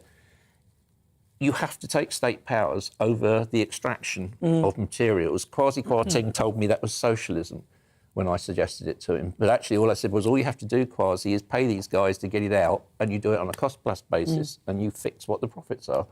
And then we're not victim, nobody can control us then, because the gas, the coal and the nuclear are all sovereign energy assets. Well, we should own our own energy, for sure. I think that was a nonsense, even outsourcing that. Brian, really good to talk to you. That's Brian Catt. He's a physicist and engineer. Thank you so much for joining me. Right, so we've asked all the questions. What do you think, Dale? What do you think is the answer to this ridiculous energy crisis that we are facing? Now, responding to the Business, Energy and Industrial Strategies Committee report, an Ofgem spokesperson said no regulator can or should guarantee companies will not fail not fail in a competitive market, but we are working hard to reform the entire market as well as closely scrutinising and holding individual energy suppliers to account to further strengthen the regulatory regime. We're pleased that the committee has recognised the major scale and reach of these reforms, which are already driving positive change across the market on behalf of customers. Right, so stay with us because coming up, it's the Great British Debate this hour. I'm asking, is it time to end diversity and inclusion? New figures show just 10.5% of white students are at elite universities. So I want to question whether we should drop diversity and inclusion drives. Stay with me, that's on the way after the weather. Hello. As we go through this evening and overnight, it's going to be a warm and humid one. Still staying pretty dry across southern parts of the UK, but we will have some rain spreading in elsewhere. And that's down to this weather front associated with an area of low pressure that's pushing its way into the northwest. High pressure hangs on further south though, so that keeps things drier with some clear spells. But we've still got a few showers through this evening across northern and eastern England, eastern Scotland. They'll fade away, and it's as we see this rain pushing its way in through the night that things turn pretty wet for a time across western Scotland and Northern Ireland as well. Some of that rain trickling into Wales and the North Midlands as well. But as I say, staying dry further south and east. A warm and humid night, those temperatures holding up for most places. 15 or 16 degrees as we start Saturday morning. Now we will see some brightness across the far southeast through the morning, but that sunshine turning a bit hazy through the day as the cloud thickens. Not a lot of rain getting to southern areas and some brighter spells developing later on, but further north we will have the wet weather. It eases through the day. We'll see some clearer skies coming through during the afternoon, 1 or 2 showers around, but probably staying quite grey and quite murky across the northwest of Wales and northwestern England as well. And that's where we've got this trailing weather front that'll continue to bring some low clouds, some mist and murk, and that drizzle as well. But we do then start to see another band of rain pushing its way in through the course of Sunday. So some clearer skies across Scotland into the small hours of Sunday means it will turn quite chilly here. Temperatures down into single figures in rural spots, staying very mild across the southwest though. 18 or so degrees here with that rain starting to push its way in on Sunday. Now through Sunday, we will see some usable rain, I think, across Wales, the Midlands, some worthwhile rain. We haven't seen a lot of rain in these parts for quite some time. And generally staying a little bit mixed through Sunday. A brighter day to come on Monday. A few further rain showers around on Tuesday. Goodbye.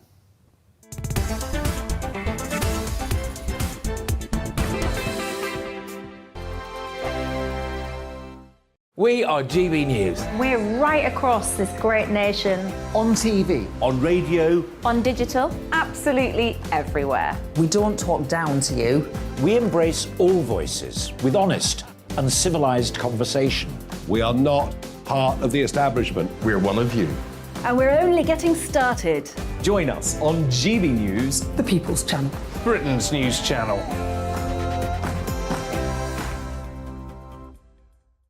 Hi there, it's Stephen and Anne. At breakfast from 6 a.m, you'll always be caught up with everything you need to know. The latest headlines, opinions and debates. We'll bring you the good news and the bad, but most of all, we're here for you. Remember, send in your views and let us know what you would like us to talk about. That's because we're your news channel. And every morning at 6 a.m, it's breakfast on GB News. My name's Tom Harwood, and join me 9:30 a.m. every weekday for The Briefing, your one-stop shop for everything you need to know about what's going on in politics today. I wonder if this is a deal that might need to be like the biscuits in this factory, twice baked. Is there not an opportunity here to win out against the extremes? Tom Harwood, GB News. What are you going to do about it? Things should have been done differently, and they certainly are being done differently. Don't miss it. The Briefing with me, Tom Harwood, 9:30 Monday to Friday on GB News. Where would you like to go? Just take me to the studio, please, Matt. You know where you're going. I've got a show to do. Friday Night Feast on GB News, 7 p.m. And it's like nothing you've ever seen before. We take a different angle on the week's biggest news stories. The viewers and listeners set me some absolutely mad challenges to do. We tried to rehome a rescue dog. And yes, there's some other wacky stuff in there as well. I feel like I could take on the world. Well, that's that. Friday Night Feast with me, Patrick Christie's, every Friday, 7 till 9 p.m. on GB News. Be there.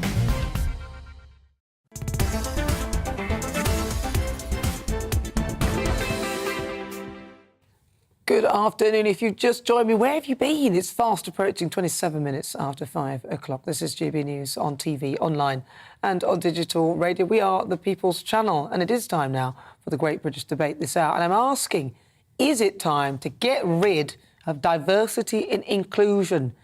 New Department of Education Statistics has found that 10.5% of white students are at an elite university, the smallest proportion of any ethnic group. Now, historically, black pupils were the least likely to attend, but in the latest data, they overtook their white counterparts with 10.7% now attending.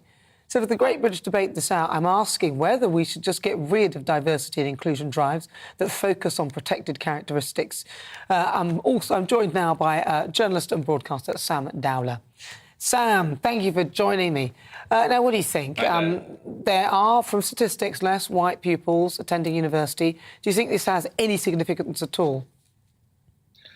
Well, first of all, I mean, you have to, if you look at the figures, the number has actually gone up from 8.3% to 10.5%. So that's a growth of about 2% with people with a white background. And with the black students, it's obviously it's much bigger, but only by about 5%. So it's gone from 5.5 to 10.7. So it really isn't that much difference when it comes to white and black. So I don't really see how what it shows to me is that it's working, and there's a greater number of people from underprivileged families going to university, which again is a great thing. So I mean, I don't see how any of this is bad news.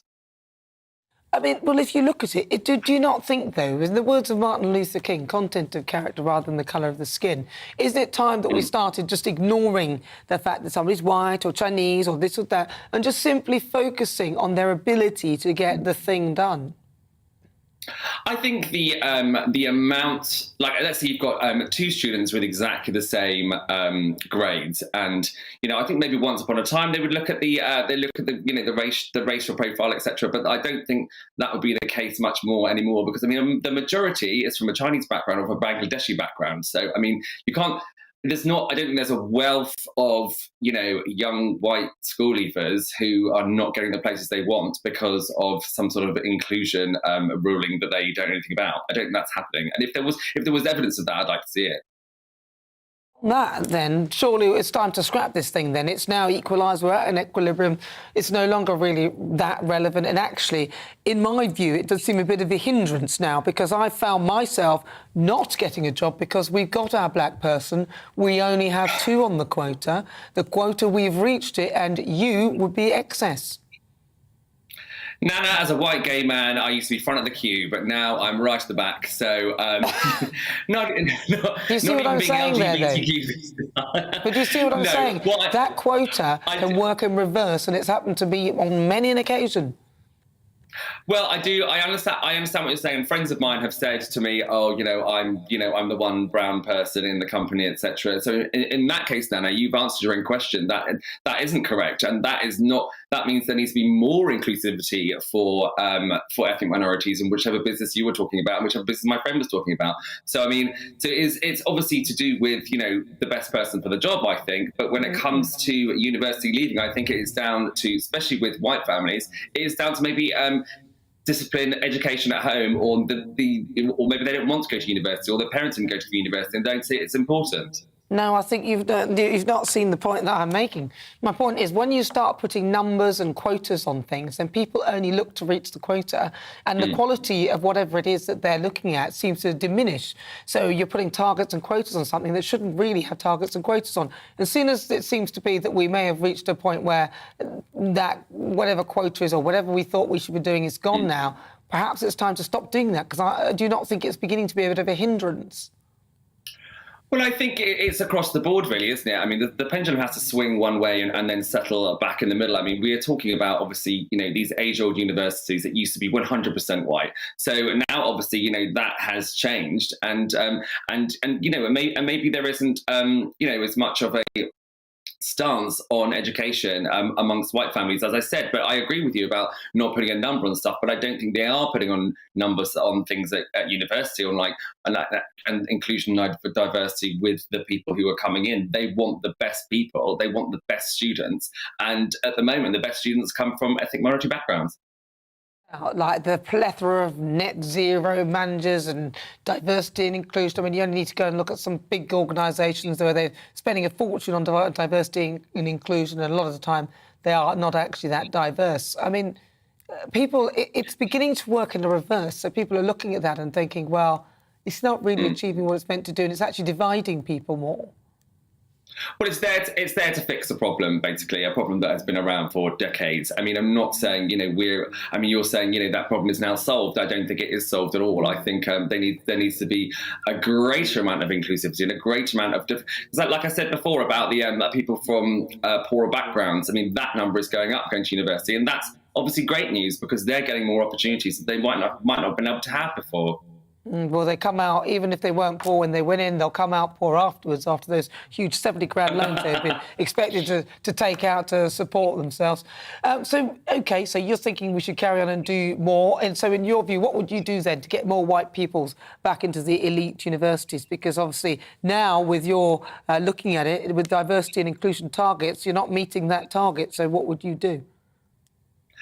As I said before, I think I would impress on parents at parents' evenings that they should go to university. I mean, why is this massive dichotomy between backgrounds? Why aren't young white people going to university?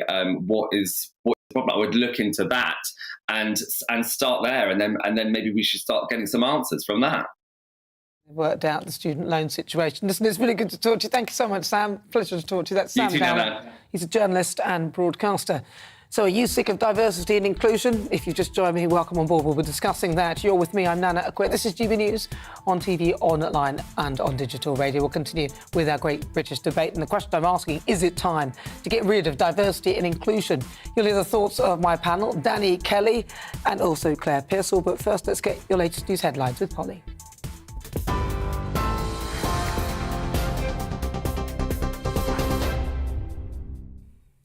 Nana, thank you. The top story this hour. Lincolnshire police have identified the 9-year-old girl stabbed to death in Boston yesterday evening.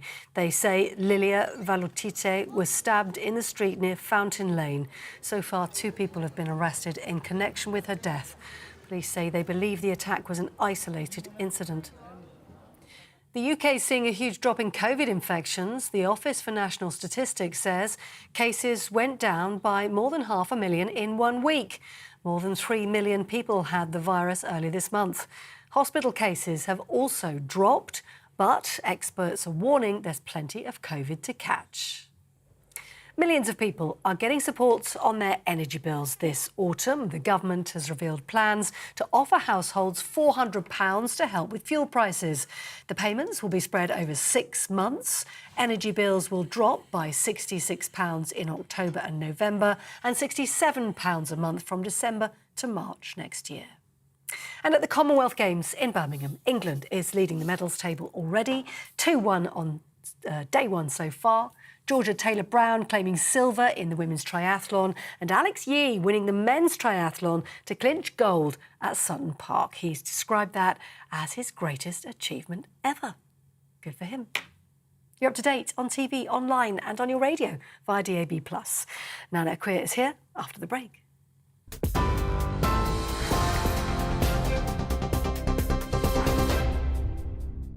Direct Bullion sponsors the Finance Report on GB News for gold and silver investment.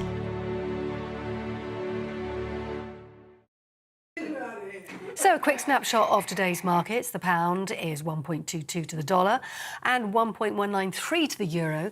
And if you want to buy an ounce of gold, the price will set you back £1,449.25. Direct Bullion sponsors the Finance Report on GB News for gold and silver investment. We are GB News. We're right across this great nation. On TV. On radio. On digital. Absolutely everywhere. We don't talk down to you. We embrace all voices with honest and civilised conversation. We are not part of the establishment. We're one of you. And we're only getting started. Join us on GB News, The People's Channel. Britain's news channel.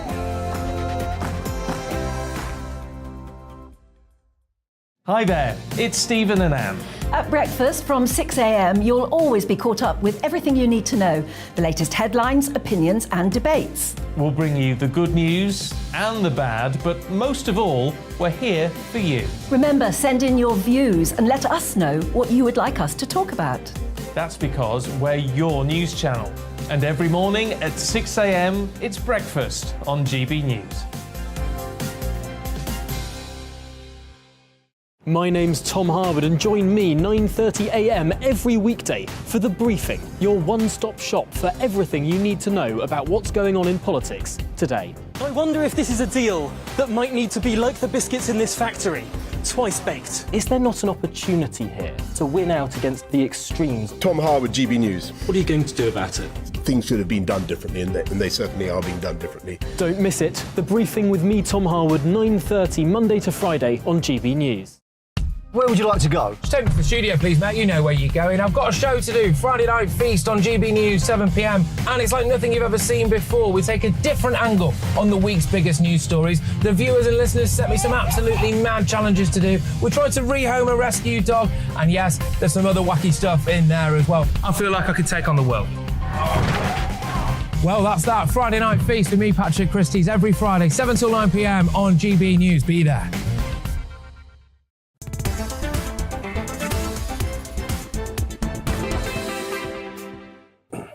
So good afternoon. It's just coming up to 39 minutes after 5 o'clock. This is GB News. If you've just joined me, I'm Nana Akua. Welcome. We are live on TV, online and on digital radio. And don't forget to download the GB News app. Now, we are talking about diversity inclusion because just 10.5% of white young people are at elite universities. That is according to the figures from the Department of Education, which show for the first time that white pupils are now the least represented of any ethnicity at top universities, following a national drive to take intakes from more diverse groups. But they're not the only ones that are at the heart of diversity inclusion. You've got diversity inclusion in terms of things like what have we got at the BBC, in different corporations, in the civil service. The list is endless. So for the Great British Debate this hour, I'm asking, is it time to get rid of diversity and inclusion? Right, so to discuss more, I'm joined by the Associate Editor of The Spectator, Rod Liddell. Hello, Rod. Right, I'm going to ask you, what do you think about this then? This whole thing, they're saying that there's now there's so few white pupils attending because obviously they've set their targets. Yeah, I don't know. I think you're absolutely right. We've had enough of diversity and inclusion because it's primarily racist. I mean, OK, obviously it's racist against the white guys and the white girls, but it's also racist and patronising towards black, Asian and ethnic minority people. And as you rightly point out, actually can work against black, Asian and ethnic minority people in that idiotic institutions believe they have quotas to fill. So, yeah, it's a patronising and terribly divisive method of trying to achieve fairness, when we all know that the greatest problem really for all people in trying to get to university, and there are many others other than this, but the greatest one is inequality of income. But there are plenty of other ideas, there are plenty of other reasons why certain people go to university, certain races go and others do not. If you look at the whole breadth of who goes to university, it could not possibly be down to racism. It could not possibly be down to racism because, of course, Indian kids Chinese kids, and indeed African girls all do very, very well, whereas white working class kids do very badly. White girls do a little bit better. So there's an enormous spread, which makes it clear that it's absolutely nothing to do with racism. Do you think that now it's come to this point, we'll have to sort of flip it on its head now and have diversity inclusion for white pupils? No, I think we should have diversity inclusion for nobody. I think it's overrated. It's become part of a kind of shibboleth for the Liberals that they have to have diversity and inclusion without really understanding what it means. I think we have to accept that as the report from Tony Sewell 2 years ago, a year and a half ago, I forget which, pointed out, the investigation into race and achievement within the country, that basically there's no institutional racism. That doesn't exist. There are certain things which happen within races which make some people more likely to go to university, some races more likely to go to university than others. And that's not something which the state has the power to do anything about. And in the meantime, I think what you have seen, I think it's undoubted that this has happened, is that probably less attention has been given to white working class kids in schools in the last 20 years, because in this ludicrous list of hierarchies which the Liberals impose upon our society, they come somewhere very near the bottom. My guess, incidentally, Nana, is that below the white working class kids, and I don't know this, I haven't seen the latest figures, my guess is that the traveller kids are also very, very poorly represented and probably at the bottom of the pile. The thing is, it's not just in universities and things. We've got lots of diversity and inclusion in the workplace as well. Do you think it's time that we literally just got rid of it all? I know you said that it's I mean, because in my view, there was a time when, yes, we should have, maybe the positive discrimination was something that you needed to be competent and aware of and conscious of. But now it's time that we lost the consciousness of it because actually it's becoming quite destructive. Yes, Nana, and I don't know where I stand on what used to have should have been the case, because I've always thought that diversity and inclusion was something which was extremely patronising and didn't end up providing the kind of results you would want. So, for example, the BBC is a great case in point, and I used to work there, and they were very, very keen. This is going back 22 years, very keen on diversity and inclusion. But what it tended to mean was that they got lots and lots of middle-class Asian women, but virtually no British Caribbean men. So in other words, even though they had these diversity and inclusion targets and everyone who wasn't white was counted as black or Asian, was counted as black effectively, what they did was simply choose people who were like themselves but had a different colour skin. And so you didn't really get diversity. You didn't get diversity at all. You just got a cosmetic verisimilitudinous effect of diversity, which wasn't diversity in a real sense at all. And similarly, in TV programmes, they would just kind of shove black and Asian people into roles for cosmetic reasons, without the culture and without the background and the context. And I think that I don't think that worked at all. I mean, your experiences, Nana, are undoubtedly different. Maybe I'm wrong, but it seemed to me that even 20 odd years ago, it didn't work. No, and they've come out with that term BAME, which is the BAME of my life. Listen, Rod Little, thank you very much for joining me. He's the associate editor of The Spectator. Thank you so much. Right, so now let's discuss that with my panel, broadcaster Danny Kelly and former Conservative advisor Claire Pearsall. Danny, he's made reference to the BBC. Yeah. Diversity and inclusion. What's your view? OK, we mustn't underestimate how the world has changed since the murder of George Floyd. And the BBC, they threw £100 million at diversity. I spent 18 years there.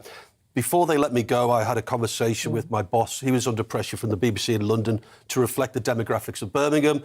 The lineup was too old, too white, and I'm quoting directly, and the audience were too old, too white. Since then, The lineup now reflects the demographics of Birmingham, and the figures have plummeted through the floor. He's right, Rod, and I've never really thought about this, but the diversity would be with Indians. And I remember BBC WM in Birmingham, we used to do these annual events for our listeners, and 15 or so years ago, part of each annual event, for some crazy reason, would be Bhangra, which to me is GBH of the eardrums. Now, we were after a white working class target audience. We even named them Sue and Dave or someone like that. And they were white, they were working class, they were more likely to read The Sun than The Mirror or The Guardian. And for some reason, these middle-class lefty BBC managers just felt that they had to have Bhangra on. And people switched off. Well, listen, you know, I'm all for reflecting the environment that you're in. So having something representative of where you are. So having TV channels that are diverse in thought and, you know, diverse in opinion, that sort of thing. But I think that it's a very cosmetic way of being diverse, which is exactly what Rod was saying. That, oh, you're going to have some black people, you're going to have some white people, you're going to... Because black people don't all think the same thing. And if you work on that narrative, then in the end, when you get a black person that doesn't say what you're expecting them to say or doesn't do what you expect them to do, then it tends to become almost racist. So I agree that the diversity, you know, shouldn't necessarily be based on colour or this or that. It's more diversity of thought and diversity of opinion and just a diversity of different backgrounds and a whole diversity, but not a diversity in terms of colour. I don't think that works. Just look at the TV nowadays, look at the advertising. I was in a pub the other day and I overheard a conversation, and it was just literally about why are there so many black people advertising products. Now, the answer or the question to throw at someone like that is, well, what's your problem with black people on the telly advertising chips or advertising pension plans? But I would suggest you throw it back and say, well, why are you including such a diversity of faces when you are in effect, just advertising bags of frozen chips? I would turn it even beyond that and say that why does it even matter what colour the person is? In fact, what are they talking about? I would throw it back on that. And I think that is the problem with things like diversity and inclusion. You are now categorising somebody by the way they look or this or that. Yeah. Instead of just going, I'm selling a product, this is the product, and just get with the programme. This person happened to get the job to sell it. If you are saying, oh, we need to get more black people or we need to get more of this and more, then people become conscious that this person is black, even if they haven't thought about it, and not that you don't see it, but we need to get to a point where that is not something that is even thought about. Like somebody's wearing a red dress or, you know, has got green eyes or brown hair or whatever. You don't take that in as, oh, that person's going to be this, that. You just, that's what they look like, and that's what I think we all need to be. And I think that's the problem, is that everybody is then grouped into, well, you're black or you're white, you're low class, you're middle class, when life isn't that clear-cut. It's very complicated. And as you say, there are black people who will think differently, as white people think differently, Chinese backgrounds, Indian backgrounds, whatever it is. You can't say, well, this is a group of people who all think the same. Well, that's just ridiculous. And, it is racist, and it's really thoughtless. And I don't like gender balances either. All women shortlists in politics, and Labour were a great supporter of this. You must have all women shortlists. Well, why? Why? Why are you going to get it just because you're female? Surely you should get it because you are the best person for that job, to represent those constituents. And if they want a woman, they'll vote for a woman. If they want a man, you know, you should be able to have that choice. And I really hate it when it is forced upon you in such a way because it's the right thing to do. No, it isn't the right thing to do, and I think we can all see that. And also, in some cities and town centres, it's obvious that multiculturalism isn't the panacea, isn't the greatest thing for people who live there. So, again, just go back to the television advertising.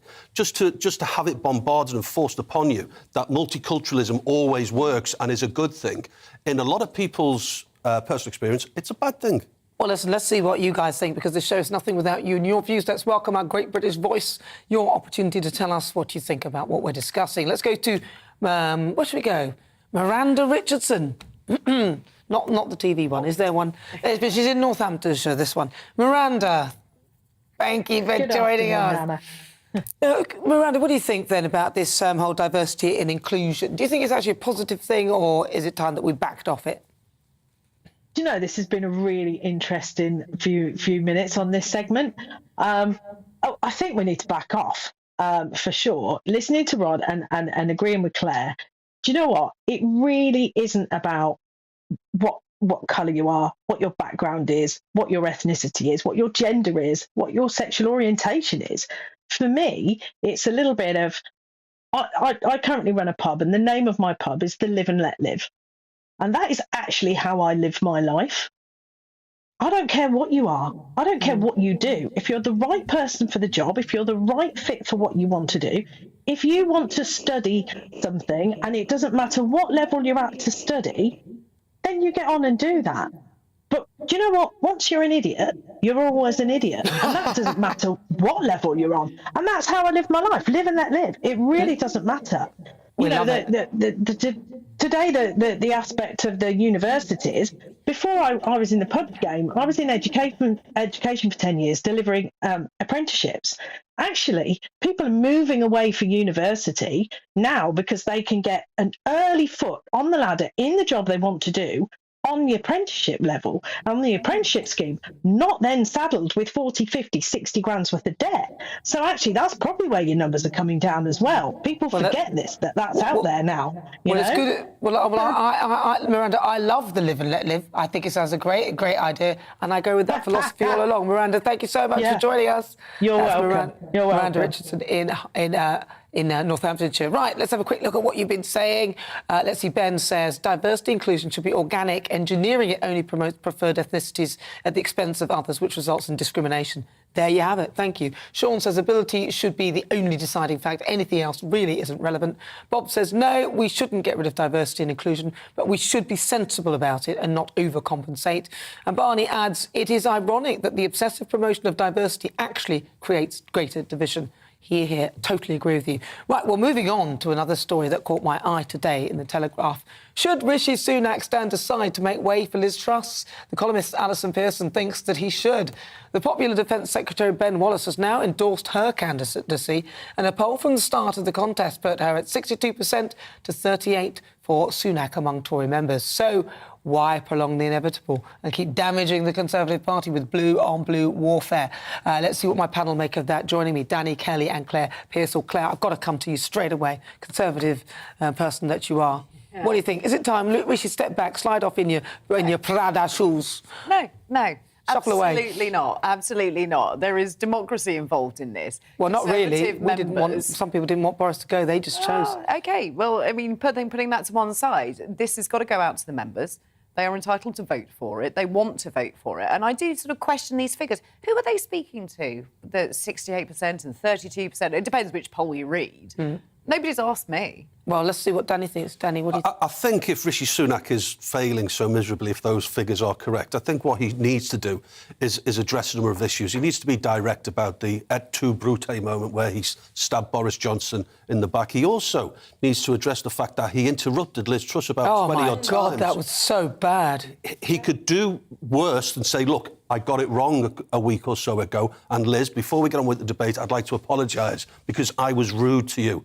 And it's like lancing a boil. He needs to address that. And if he doesn't want to do that, then that gives me an insight into his personality. Maybe. I know Claire works in the same building sometimes. What did you think of Rishi, the way he was interrupting Liz? I thought it was absolutely awful. Awful. It was bullying. Yeah. It was mansplaining. It was all of the time. It wasn't even just once or twice. No. It was 21 times, I think somebody counted. Was it 21 times, yeah? But in reverse... I just interrupted Claire then, sorry. Oh, you know, the irony. I can stand for it. But I know it actually does prove my point, is that Liz Truss also needs to be a lot tougher. And it's one thing to have your mansplaining and your arrogance and your interrupting, but she needed to be able to come back at him really quickly and stop him. I don't think you would take kindly to Danny or I constantly interrupting you. You would come back and be strong about it. Well, no, I would my criticism would be, and I don't like to criticise fellow presenters, but my criticism would be to the invigilator of that, because I wouldn't tolerate that on my programme. If somebody thought that they would constantly interrupt, and I have had people do that, I would have to put my foot down and stop that. So I felt that was a little bit weak as far as I could see. So I didn't particularly think that was very well done at all. So if it were me, then I wouldn't have that. I wouldn't tolerate that at all on my programme. But it's interesting that that was allowed to happen. I don't think he should step aside, though. I agree with Claire. You know, it's a democracy, only with 160,000 Tory members, but it's still a democracy. It is. And, these hustings are proving quite an insight. Yeah, and I don't think we would stand for another coronation as Tory members. May I ask you, it's none of my business, and you don't need to tell me, but which way are you going? It'll probably be a Rishi vote. A Rishi Sunak. Yeah, and when I put that out there with some real heavy caveats. Yeah. But that's where my would vote. I'm starting to see who is endorsing each candidate and the reasons why. And I get a lot from that, I suppose. Well, let's find out, because on the way, it's Jubes & Co with Michelle Dewberry, who's here in the studio to tell us about what's coming up. Michelle. On Friday on Jubes & Co, we do things a little bit differently. We try and fix the nation because, let's face it, the politicians are not doing a great job. So we take the big issues and try and sort them out ourselves. So tonight's focus is on cost of living. We'll be looking at what is the situation, what's causing it, what can the government currently do, what should you be doing at home to try and help yourselves, what's the short-term solutions, medium-term solutions and the long-term solutions to try and make sure that all this mess doesn't happen again. So I'll have a panel of experts joining me, and hopefully Rishi and Liz might get some tips. You know, they can take them from me free of charge. Wonderful. We'll look forward to all of that, Michelle. That is on the way. Now, on today's show, we've been asking, has Labour lost Labour? According to our Twitter poll, 91.6% of you say yes, just 8.4% of you say no. I say a big thank you so much to my panel, the fabulous Danny Kelly. Thank you very much. Danny Kelly, thank you. Nana. Great to see you on a Friday. Yes, and you, Claire Pearsall, good to see you as well. Thank you. And as ever, a huge thank you to you at home for your company. I will be back tomorrow at 4. Enjoy Michelle. She's next.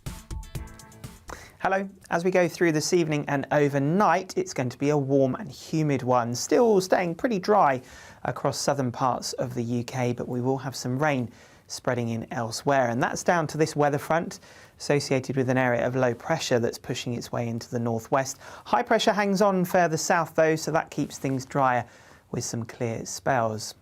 But we've still got a few showers through this evening across northern and eastern England, eastern Scotland. They'll fade away, and it's as we see this rain pushing its way in through the night that things turn pretty wet for a time across western Scotland and Northern Ireland as well. Some of that rain trickling into Wales and the North Midlands as well. But as I say, staying dry further south and east. A warm and humid night, those temperatures holding up for most places. 15 or 16 degrees as we start Saturday morning. Now, we will see some brightness across the far southeast through the morning, but that sunshine turning a bit hazy through the day as the cloud thickens. Not a lot of rain getting to southern areas and some brighter spells developing later on, but further north we will have the